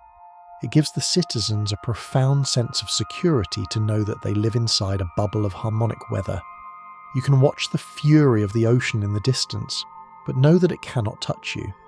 It is the ultimate shelter, a roof made of energy that keeps the sky kind and the wind soft. Finally, bathed in this gentle light and protected weather, we witness a visual phenomenon that was unique to the atmosphere of Atlantis, the eighth colour. Because of the high water vapour content in the air, the specific angle of the sun, and the reflection from the orichalcum walls, the spectrum of light in Atlantis contained a hue that is no longer visible to the modern eye. It was a shade that existed on the border between deep violet and the shimmery blue of a glacier. The Atlanteans called it Amara. Visualize a sunset over the canals. The sky is not just orange and pink, it is streaked with this impossible glowing colour. It is a colour that feels like an emotion. To look at it is to feel a sudden expansion in the chest, a feeling of deep spiritual nostalgia. It appears in the rainbows, in the shadows of the clouds, in the depths of the water. It is a nutritious colour. Drinking it in with your eyes seems to feed the pineal gland, triggering a release of calming hormones. Imagine living in a world where the rainbow has an extra band, a secret stripe of magic that signifies the height of the golden age. It makes every vista a miracle. You try to capture it in your mind's eye, a shifting, iridescent indigo violet that glows with its own internal light. And as you focus on it, you feel your mind opening, relaxing, expanding to make room for a beauty that is just beyond the edge of what you thought was possible. And finally, we arrive at the secret that binds all other secrets together, the ultimate truth that lies at the very bottom of the ocean of memory. We have spoken of the rings, the crystals, the kings, and the light, but the most profound fact about Atlantis is not how it lived, but how it sleeps. The legend tells us it sank in a day and a night, but the whisper of the mystery schools tells a different story. It tells us that Atlantis was not destroyed by the anger of the gods, but that it chose to withdraw. Visualize this moment not as a chaotic catastrophe of fire and wave, but as a deliberate, majestic descent. Imagine the entire continent, heavy with gold and wisdom, simply becoming too dense for the surface world. Like a great whale that has breathed its fill of the air and seeks the solace of the deep, the island began to lower itself. Picture the scene. The water of the ocean did not rush in to crush the spires, it rose up to embrace them. The Atlantic Ocean, the namesake of the king, wrapped its arms around the white and red and black stones. It was a slow hydraulic immersion. The atmosphere stopped spinning. The twilight bells gave one final shimmering ring that lasted for an eternity. The lights of the orichalcum walls didn't go out. They simply moved into the twilight zone of the sea. This concept reframes the loss of Atlantis as a preservation. It is the idea that the Golden Age was too fragile to survive the hardening of history, so it was placed in the only safe container on the planet, the deep ocean. It is there right now. Visualize the city resting on the abyssal plain, perfectly intact, preserved in the high-pressure, cold embrace of the deep. It is a time capsule. The silence there is absolute. The darkness is total, save for the faint internal glow of the great crystal, which still hums with a low dormant power. This means that Atlantis is not a ruin. It is a waiting room. It is a sleeping giant. It exists in a state of suspended animation, holding the frequency of peace and harmony safe until we are ready to bring it back to the surface. When you close your eyes at night, when you sink into the depths of your own consciousness, you are not leaving reality. You are commuting to this sunken kingdom. You are the diver returning to the pearl. The ultimate fact is that Atlantis is not a place on a map anymore. It is the geography of your own deep sleep. It is the solid ground that waits for you when you let go of the surface. It is the heavy, golden anchor of the human spirit resting in the eternal quiet, waiting for you to come home. And so, the journey is complete. We have walked the rings, touched the stones, and breathed the air of the Golden Age. Now, the waters of that ancient ocean are rising gently to meet you. They are not cold, they are warm, heavy and inviting. Imagine the tide coming in, slowly, steadily, covering the shores of your mind. The images of the chariots and the temples are beginning to fade, dissolving into a soft golden mist. The colours are softening, the bright red of the stone turning to a deep rust, the blinding white softening to a pale cream, the black turning to a velvet shadow. The sounds of the city, the hum of the crystal, the song of the whales, the bells in the wind are slowing down. They are becoming a single, rhythmic pulse. Whoosh, hush, whoosh, hush. It is the sound of your own breath, mirroring the tides of the Atlantic. Feel the weight of the story settling over you like the heavy, comforting pressure of the deep ocean. You're sinking down, past the surface waves, past the light of the sun, drifting down into the cool, silent blue. There is nothing left to see. There is nothing left to learn. There is only the feeling of floating, of being held, of being perfectly safe in the dark. Your body is heavy, like the statues of gold. Your mind is clear, like the crystal skulls. Your heart is slow, like the rhythm of the great whales. The water is closing over you, sealing you in a bubble of silence. Every muscle is uncoiling. Every thought is drifting away like a leaf on a river. You're returning to the center. You're returning to the silence. Let the darkness wrap you in its softest blanket. Let the gravity pull you deeper into the mattress, deeper into the earth, deeper into the dream. The gates are closed, the bridge is drawn, the island is sleeping, and so are you. Everything is still, everything is perfect. And now, 101 wonders are resting with you. Sleep now. Good night.